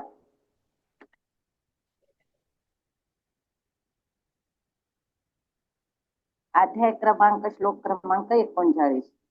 आवृत्तं ज्ञानमेतेन ज्ञानिनो नित्यवैरिणा कामरूपेण कौन्तेय दुष्पुरेणानलेन च. काम कसा विवेक नष्ट करतो हे या श्लोकात सांगितले आहे. ज्याप्रमाणे धुराने अग्नी, धुळीने आरसा आणि वारेने गर्भ झाकला जातो, त्या कामामुळे ज्ञान आच्छादित राहते. विषयाच्या उपभोगाने काम कधी शांत होत नाही. तुपाने अग्नी जसा वाढतो तसा काम हा भोगाने वाढतच जातो. कामना ही अग्नीसारखी आहे. जितके इंधन टाकाल तितकी ती वाढते. मनुष्याच्या जितक्या इच्छा पूर्ण होतील तितक्याच त्या वाढत जातात. त्यातच मनुष्याचे ज्ञान, विवेक आणि आत्मसंयम झाकला जातो. ज्ञान असूनच झाकल्या गेले तर मनुष्य चुकीच्या मार्गाकडे वळतो. म्हणूनच कामना, वासना व क्रोध हे मुक्तीचे मुख्य अडथळे आहेत. असे सांगून हे दर्शविले आहे की ज्याप्रमाणे वारेने आवृत्त असूनही बालक ही वार फाडून त्यातून बाहेर निघण्यास समर्थ असते आणि अग्नी ज्याप्रमाणे प्रज्वलित होऊन आपणास झाकणाऱ्या धुराचा नाश करून टाकतो, त्याचप्रमाणे ज्यावेळी एखादा संत, महापुरुष किंवा शास्त्र यांच्या उपदेशामुळे परमात्म्याच्या तत्वाचे ज्ञान जागृत होते, त्याले असले तरीही कामाचा नाश करून स्वतः प्रकाशित होते. जीवात्म्याला संत संग, ज्ञान, संत दर्शन आणि याची नितांत गरज आहे. सातत्याने प्रयत्न केले तर ते काही व्यर्थ ठरत नाही. भगवान पुढील 40 ते 43 या श्लोकात सांगतात की काम हा मन, इंद्रिये आणि बुद्धी या ठिकाणी वास करतो. म्हणूनच हा तिघांचा संयम करणे व त्यावर विजय मिळवणे हेच खरे साधन आहे. जो मनुष्य इंद्रिय, मन आणि बुद्धी यांना जिंकतो तोच खरा पराक्रमी ठरतो. अर्जुनाचा हा प्रश्न मानवाच्या अंतःकरणातील संघर्ष दाखवतो की मी नको म्हणतो तरी पापाकडे का खेचला जातो. भगवान श्रीकृष्ण उत्तर देतात की हे सर्व कामना या सूक्ष्म शत्रूमुळे आहे. इच्छा आणि क्रोध हे विवेक नष्ट करतात आणि मनुष्याला अधोगतीकडे नेतात.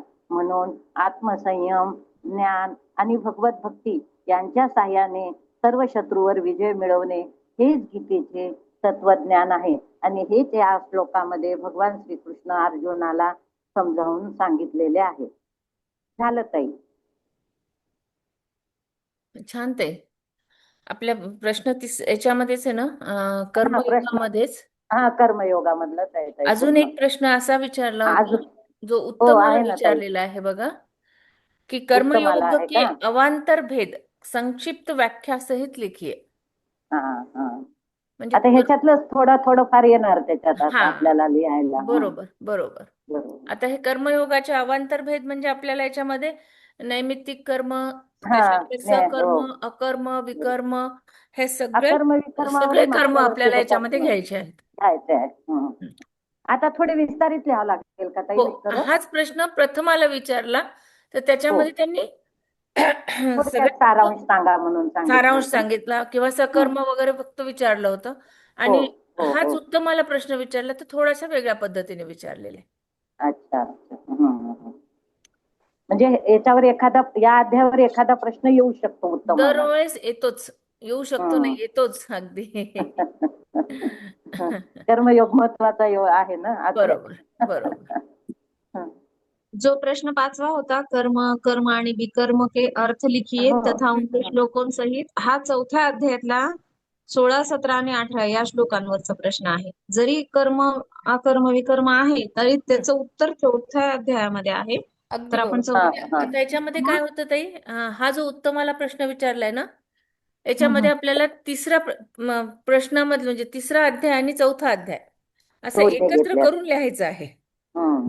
उदाहरणार्थ समजा जर सांगायचं झालं ना, हाच प्रश्न मी सांगते की आपल्याला अवांतर भेद म्हणजे काय काय आहे. तर सकाम कर्म जे आहे हे आपल्याला तिसऱ्या अध्यायामध्ये 9वा श्लोक येतो बघा, यज्ञार्थात कर्मणो नेत्र लोकान. हा, आता याच्यामध्ये आपल्याला काय सांगितलेलं आहे तर सकर्म कसं करायचं, सकाम कर्म काय आहे याच्यावर त्यांनी हे सांगितलेलं आहे पूर्णपणे. तिसऱ्या मधला 9वा. त्याच्यानंतर निष्काम कर्मयोग हा आपल्याला दुसऱ्या अध्यायामध्ये पण सांगितलेला आहे. आणि त्याचा श्लोक जो होता तो कर्मण्येवाधिकार असते हा होता.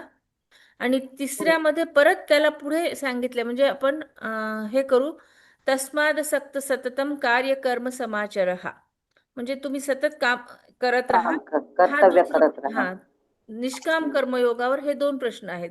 तर पहिला जो निष्काम कर्मयोगावरचा होता 2:47 होता मेन श्लोक, आणि त्याला पूरक जो आहे तो हा 3:19 श्लोक आहे, तिसरा अध्यायातला 19 श्लोक.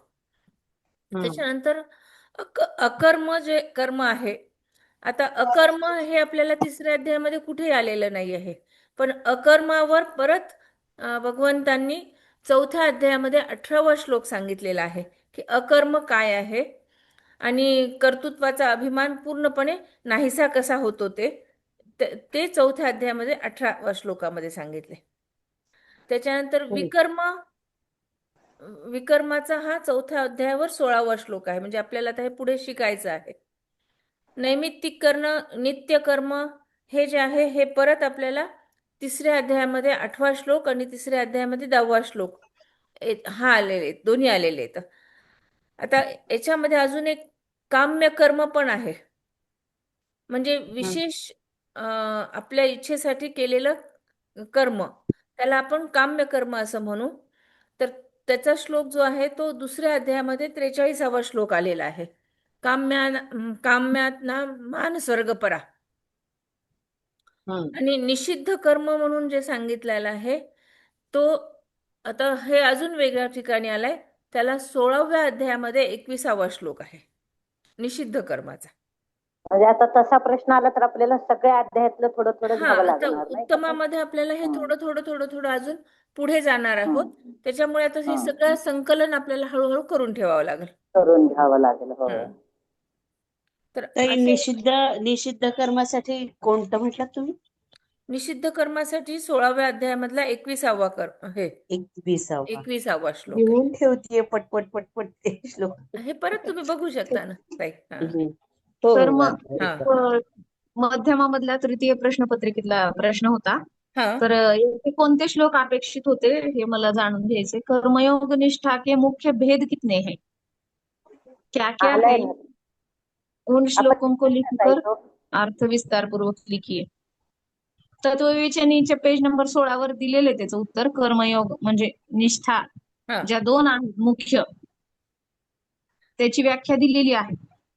काय प्रश्न काय होता तरी परत एकदा सांगा. कर्मयोग निष्ठा के मुख्य भेद कितने हैं? अच्छा. कोणत्या प्रश्नपत्रिकेत होता ताई प्रश्न? मध्यमा तृतीय प्रश्नपत्र प्रश्न क्रमांक 2. मध्यमामधली? हो, तिसऱ्या प्रश्नपत्रिकेत. तर कर्मयोगाचे मुख्य भेद जर म्हणलं तर एक तर आपण म्हणू शकतो की निष्ठेचे भेद, कर्मयोग निष्ठा. सांख्यनिष्ठा म्हणजे सांख्ययोग आणि कर्मयोग हे हा, दोनच आहेत त्याचे मुख्य भेद. हा, कारण सांख्ययोग आणि कर्मयोग हे वेगळे नाहीच आहेत. कर्म केल्याने ज्ञान प्राप्त होते आणि ज्ञान केल्याने आपण कर्माकडे वळतो, म्हणून ते दोन भेद झाले फक्त. आणि शेवटी दोन्हीचही एकच स्वरूप मिळणार आहे आपल्याला, जी भगवत प्राप्ती जी आहे ही दोन्ही मधून एकच होणार आहे. त्यात जेव्हा व्याख्या दिलेली आहे तिथे, तर तिथे भेद पण दिलेले आहेत आणि त्यातून परत उपभेद असे दिलेले आहेत. बरंच वाढत गेलं ते उत्तर, खूप असं झालं ते. अच्छा, उपभेद कुठले दिलेत मग? कर्मयोग निष्ठेचे 3 मुख्य प्रकार सांगितले. कर्मप्रधान कर्मयोग, भक्ती मिश्रित कर्मयोग आणि भक्ती प्रधान कर्मयोग. अच्छा. कर्मनिष्ठेचे मुख्य भेद विचारलेत कोणते कोणते आहेत ते. तर ते कर्म 3 झाले. कर्मयोग निष्ठेचे 3 मुख्य भेद झाले. कर्मप्रधान कर्मयोग, भक्ती मिश्रित कर्मयोग आणि भक्ती प्रधान कर्मयोग. त्यामध्ये परत उपभेद आहेत आणि त्या व्याख्या दिलेल्या आहेत पेज नंबर 16 वर. तत्वविवेचनेमध्ये ओके व्याख्या दिलेली आहे कर्मयोग निष्ठाची आणि प्रमुख भेद पण दिलेले आहेत. त्याच्यानंतर मग ते श्लोक पण आपल्याला लक्षात येतात. मग ती व्याख्या लिहिल्यावर त्याच्यानुसार ते श्लोक आणि विस्तार. बर. मग कर्मप्रधान कर्मयोगावरचा श्लोक शोधायचा तिथं दिलेला, त्यापैकी आपण निवडू शकतो एखादा विस्तार करण्यासाठी उत्तराचा. परत भक्ती मिश्रित कर्मयोगाचा श्लोक लिहू शकतो आपण, 1 किंवा 2. आणि भक्तिप्रधान कर्मयोगाचा पण लिहू शकतो. त्यामुळे पुढे पण जावं लागतं, मग 12व्या अध्यायातला पण लिहावा लागतो आपल्याला अशा बरोबर प्रकारे. बरोबर तर निष्ठेनुसार, भेदानुसार तसे श्लोक सिलेक्ट करून मग आपल्याला लिहावे लागतात. कमीत कमी 4 ते 5 श्लोक लिहावे लागतात 20 मार्काचा असेल तर. हो असे थोडेसे क्रिटिकल प्रश्न आता पुढे येऊ शकतात. मध्ये मला असा एक हा सर्वात असं आला होता क्लिष्ट, हा हा की ते भेद शोधणं आणि त्यानुसार त्याच्या श्लोकांचा विस्तार श्लोक करणं. सांग. बरोबर आहे बरोबर तसे आता उत्तमाला आणि विशारदला तसे वेगवेगळे येणार आहेत ते श्लोक, म्हणजे प्रश्न समजायलाच आपल्याला वेळ लागतो, मग उत्तर शोधू शकतो आपण. हा. पण बरोबर. चर्चेतून होतही ताई ते. आपण चर्चा करायचो ना मागच्या वर्षी, त्याच्यामुळे बरंच सोपं गेलं ते काढायला उत्तर. हो हो. आता आपण अजून एक ह्या प्रश्न हा विचारलाय हा- बघा. ह्या प्रश्नाची आपण चर्चा उत्तराची करू, म्हणजे प्रत्येकाने कसं लिहिलंय ते कळेल आपल्याला, उत्तर त्याचं कोणत्या स्वरूपात लिहिलंय, कोणते भेद लिहिले, ते थोडंसं विश्लेषण बरोबर बरोबर होईल.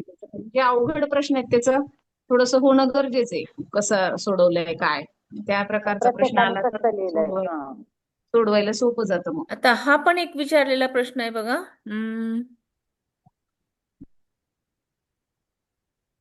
3 गुणों के अनुसार गति का वर्णन किस श्लोक में हुआ है, वह श्लोक अर्थ सहित लिखिए. गीता तत्व विवेचनी के अनुसार लिखिए म्हणून सांगितलेलं आहे. स्वाभाविक 3 गुणों के अनुसार गति का वर्णन किस श्लोक में हुआ है. म्हणजे आता इथं स्वाभाविक 3 गुण सांगितलेले आहेत, म्हणजे हा आपल्याकडे 4व्या अध्यायात येणार प्रश्न, सत्व रज तमामध्ये. स्वाभाविक गुण सत्व रज तम. बरोबर आहे बरोबर आहे. सत्व रज आणि तमोगुण, तर याच्यानुसार तो येणार आहे. पण श्लोक कुठला आहे? 14व्या अध्यायातला शोधावं लागणार आपल्याला श्लोक त्या अर्थाचा. अच्छा अच्छा अच्छा. प्रश्न काय आहे? सत्व रज म्हणजे हा तमनुसार 3 गुणांच्या तिसऱ्या अनुसार. अध्यायात नाहीये ना? हा तिसऱ्या अध्यायात नाही नाहीये मग. नाही नाही. अच्छा ऊर्ध्वं गच्छति सत्वतः 14व्या अध्यायातला श्लोक आहे तो.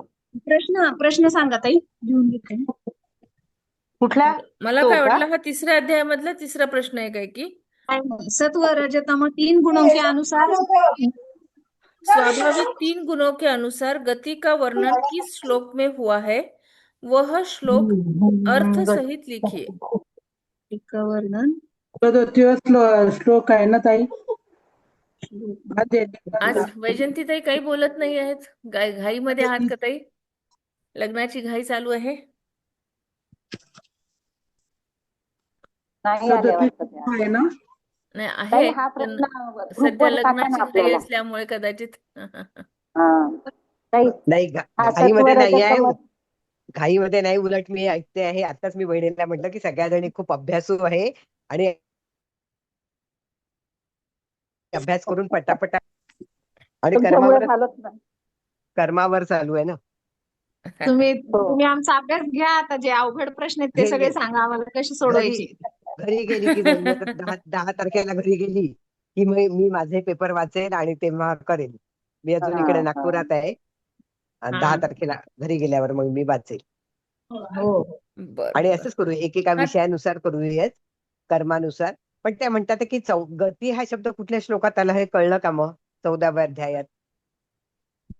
आता हा ते प्रश्न सांगितलं ना त्यांनी, आहे. ताईंनी सांगितलं ना आता. नाही, हा श्लोक प्रश्न 14वा अध्याय टाईप कितवा आहे? करून ग्रुपवर टाका ताई, म्हणजे सोडवता येईल सगळ्यांना. गती का वर्णन ना ताई, हा आहे ना तो श्लोक 14व्या अध्यायातला 18वा कर्मोंची गती श्लोक म्हणे आहे. ना तू. 8वा अध्याय आहे का? नाही 14व्या अध्यायातला 18वा श्लोक आहे. 14व्या. ऊर्ध्वं 14व्या गच्छन्ति मधला 8वा. सत्त्वस्था मध्ये तिष्ठन्ति राजसः जघन्य हा. गुणमत्तिस्था अधो गच्छन्ति तामसः. बरोबर. हा. 15व्याचा पहिला श्लोक आहे, ऊर्ध्वं गच्छन्ति सत्त्वस्था मध्ये तिष्ठन्ति राजसः.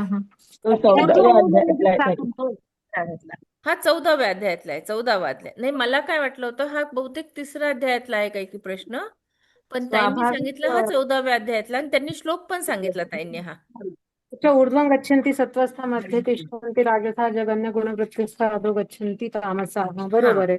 हा प्रत्येक गुणानुसार गती सांगितली. म्हणजे हो, याच्यामध्ये बरोबर पूर्ण तिन्ही गुणांचं वर्णन केलेलं आहे. वर्णन आहे. बरोबर आहे. हा 18वा श्लोक आहे 14व्या अध्यायाचा. बरोबर बरोबर. हा आता बरोबर आहे. सत्व गुणाची जी गती असते ती ऊर्ध्व असते राजस गुणाची मध्य असती आणि जघन्य जी असती ती आपली तामस गुण जे असतं खालच्या पातळीला जातं. ताई मला एक प्रश्न आहे, मी तर प्रथमाची आहे. हम्म. हे जे प्रश्न आहे इतक्या वर्षापासून हे रिपीट होतात की कुठले नवीन पण घेतात हे लोक? रिपीट होतात, सगळे जवळपास रिपीट होतात. हो बरोबर आहे, म्हणजे त्याचं स्वरूप बदलत असेल थोडं इकडे हो किंवा हो हो तिकडे.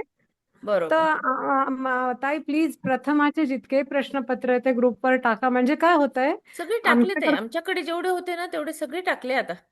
अच्छा आणि ठीक हा आहे. ताई ते काय याच्याकरता की ते जेव्हा पेपर आम्ही अभ्यास लक्षाचे करतो ना पेपर तेव्हा त्या दृष्टिकोनातनं जसं आता हे आपला 3रा अध्याय झाला, तर जर ते प्रश्नपत्र समोर असलं तर एक उत्तम हे होतं की आपण त्या हिशोबाने विचार करू शकतो. हा, म्हणूनच आपण इथे डिस्कस त्याच्यासाठीच करत आहोत हा ते. तर ते आम्ही असं ऐकतो ताई, भले असं हे तुमचं नाही आहे उत्तम. हा हा की बरोबर. प्रथमाला हा प्रश्न येईल आणि हा उत्तमाला येणार नाही, असं नाही नाही ते आहे. कळलं ताई, ते कळलं मला की आम्हाला प्रथमाच्या स्टँडर्डच्या हिशोबाने त्याचं उत्तर लिहावं लागेल आणि उत्तमाला उत्तमाच्या स्टँडर्डच्या हिशोबाने लिहावं लागेल. थोडाफार फरक असतो, पण फरक शक्यतो पडेल. सगळीकडे सारखंच असतं. सारखंच राहिले बरोबर. गीता हा. तर तीच आहे, कारण त्याच्यातनंच आता गेल्या येणार आहे. तर वर्षीचीच आम्ही प्रथमाची आणि याची मध्यमाची प्रश्नपत्रिका बघितली ना, तर दोन्हीकडे सेम प्रश्न होते. हो हो, बरोबर फक्त मार्क कमी जास्त होते. 10 मार्काला होते प्रथमाला आणि मध्यमाला 20 मार्काला. बरोबर बरोबर. खूप कर्मच जर प्रश्न असेल जास्त तर विस्तृत लिहायचं होतं. आता अजून एक प्रश्न सांगते, 21 मिनिटं फक्त.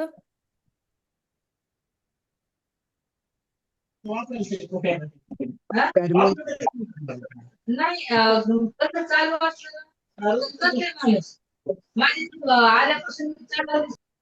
अजून एक बघा प्रश्न. हो सांगा. सर्वसाधारण व्यावहारिक कर्म शास्त्रानुकूल करता हुआ भगवान प्राप्त कर सकते हैं। इस साधन के लिए क्या समझना आवश्यक है? सर्वसाधारण व्यावहारिक कर्म शास्त्रानुकूल करते हुए भगवान प्राप्त कर सकते हैं, मतलब म्हणजे काय आहे की आपण शास्त्रानुकूल जे काही कर्म करतो त्यानुसार आपण भगवानची प्राप्ती करू शकतो, अशा अर्थाचा हा प्रश्न आहे. आणि ह्या प्रश्नाचं स्वरूप आपल्याला सांगायचं आहे की कोणत्या याच्यामध्ये सांगितलेलं आहे, म्हणजे कुठला आपल्याला याच्यामध्ये श्लोक घेता येईल असं विचारलेलं आहे. अजून एकदा सांगा ताई प्रश्न. सर्वसाधारण व्यावहारिक कर्म शास्त्रानुकूल करते हुए भगवान प्राप्त कर सकते हैं, भगवान को प्राप्त कर सकते हैं। भगवान को, हाँ. इसके लिए क्या समझना आवश्यक है? हाँ. म्हणजे कर्माचं महत्व सांगायचं, कर्माची आवश्यकता हा. सांगायचं, हा, आता कर्माचं याच्यामध्ये वैशिष्ट्य काय आपल्याला आहे, नियत कर्म सांगावं लागेल. आवश्यक कर्म, विकर्म, बरोबर नैष्कर्म्य, जे बरोबर. कर्माचे जितके प्रकार आहेत हम्म.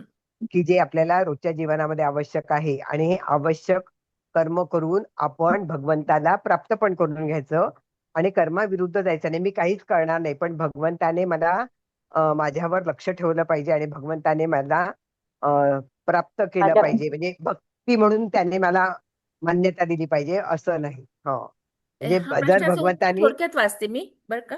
हा हा, थोडक्यात आहे ना वेळ सगळ्यांना?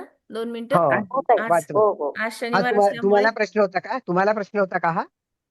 नाही, हा पुढचा प्रश्न येत आहे, अच्छा, उत्तमाचा आहे. हा बापरे. हा, आणि तुझा लिहून झाला? नाही माझा वा लिहून वा. नाही झालेला. अच्छा, वाच हा वाच. हा. हा. भगवद्गीतेच्या 3ऱ्या अध्यायात भगवान श्रीकृष्ण अर्जुनाला सांगतात की सामान्य कर्म करतानाही योग्य भावनेने मनुष्य परमात्मा प्राप्त करू शकतो. आता याच्यामध्ये नियत कर्म करणे आवश्यक आहे अशा अर्थाचा हा श्लोक सांगितलेला आहे. नियतं कुरु कर्म आणि त्वम कर्म पूर्ण माझ्याकडे श्लोक नाही आहे. श्लोक फक्त 3ऱ्या अध्यायातला 8वा श्लोक आहे. याचा अर्थ असा होतो, आपले कर्तव्य कर्म करणे आवश्यक आहे, कारण कर्म न करण्यापेक्षा कर्म करणे श्रेष्ठ आहे. मनुष्याने आपले दैनंदिन व्यवहार, घर, समाज, काम सर्व सोडून देऊ नये. कर्म करत राहणे हीच साधना आहे आणि त्यांनी ती शेवटपर्यंत निभावली पाहिजे. यज्ञ भावाने कर्म करणे. आता बघा, पहिला सांगितलं त्यांनी की कर्म करत राहिलं पाहिजे. आता त्यांनी सांगितलं की यज्ञ भावाने कर्म केले पाहिजे. म्हणजे याच्यामध्ये तिसऱ्या मधला 9वा श्लोक सांगितलेला आहे. अर्थ काय आहे 9व्या श्लोकाचा? की यज्ञ म्हणजे ईश्वर साठी केलेले कर्म बंधनकारक नसते, पण स्वार्थासाठी केलेले कर्म बंधन देते. जर आपण मी आणि माझ्यासाठी असा भाव ठेवला तर बंधन येते, पण भगवानासाठी केल्यास त्याच्यामधून आपल्याला मुक्ती मिळते. आता तिसरा सांगितलं पॉइंट, आसक्ती सोडून कर्म करणे. म्हणजे कुठलीही आसक्ती ठेवायची नाही. याच्यासाठी परत तिसऱ्या अध्यायातला 19वा श्लोक सांगितलेला आहे. आसक्ती सोडून आपले कर्तव्य कर्म करत राहा. कर्म करा, पण त्यात अडकवू नका. फळाची अपेक्षा धरू नका. त्यामुळे मन शांत आणि शुद्ध राहते. आता परत सांगितलं की श्रेष्ठ पुरुष जे आहेत हे कशासाठी कर्म करतात, कारण त्यांच्याकडे कर्म हे काहीच करायला राहत नाही की कर्म कशासाठी करायचं. तर त्याच्यासाठी सांगितलंय तिसरा मधलाच 21वा पॉइंट की श्रेष्ठ व्यक्ती हे आचरण करतात तेच सामान्य लोकसंग्रहासाठी करतात. की लोकांना आपण काहीतरी दाखवून देणं गरजेचं आहे, आदर्श घडवणं. आपले कर्म समाजासाठी आदर्श ठरावेत म्हणून श्रेष्ठ व्यक्ती हे कर्म करत असतात.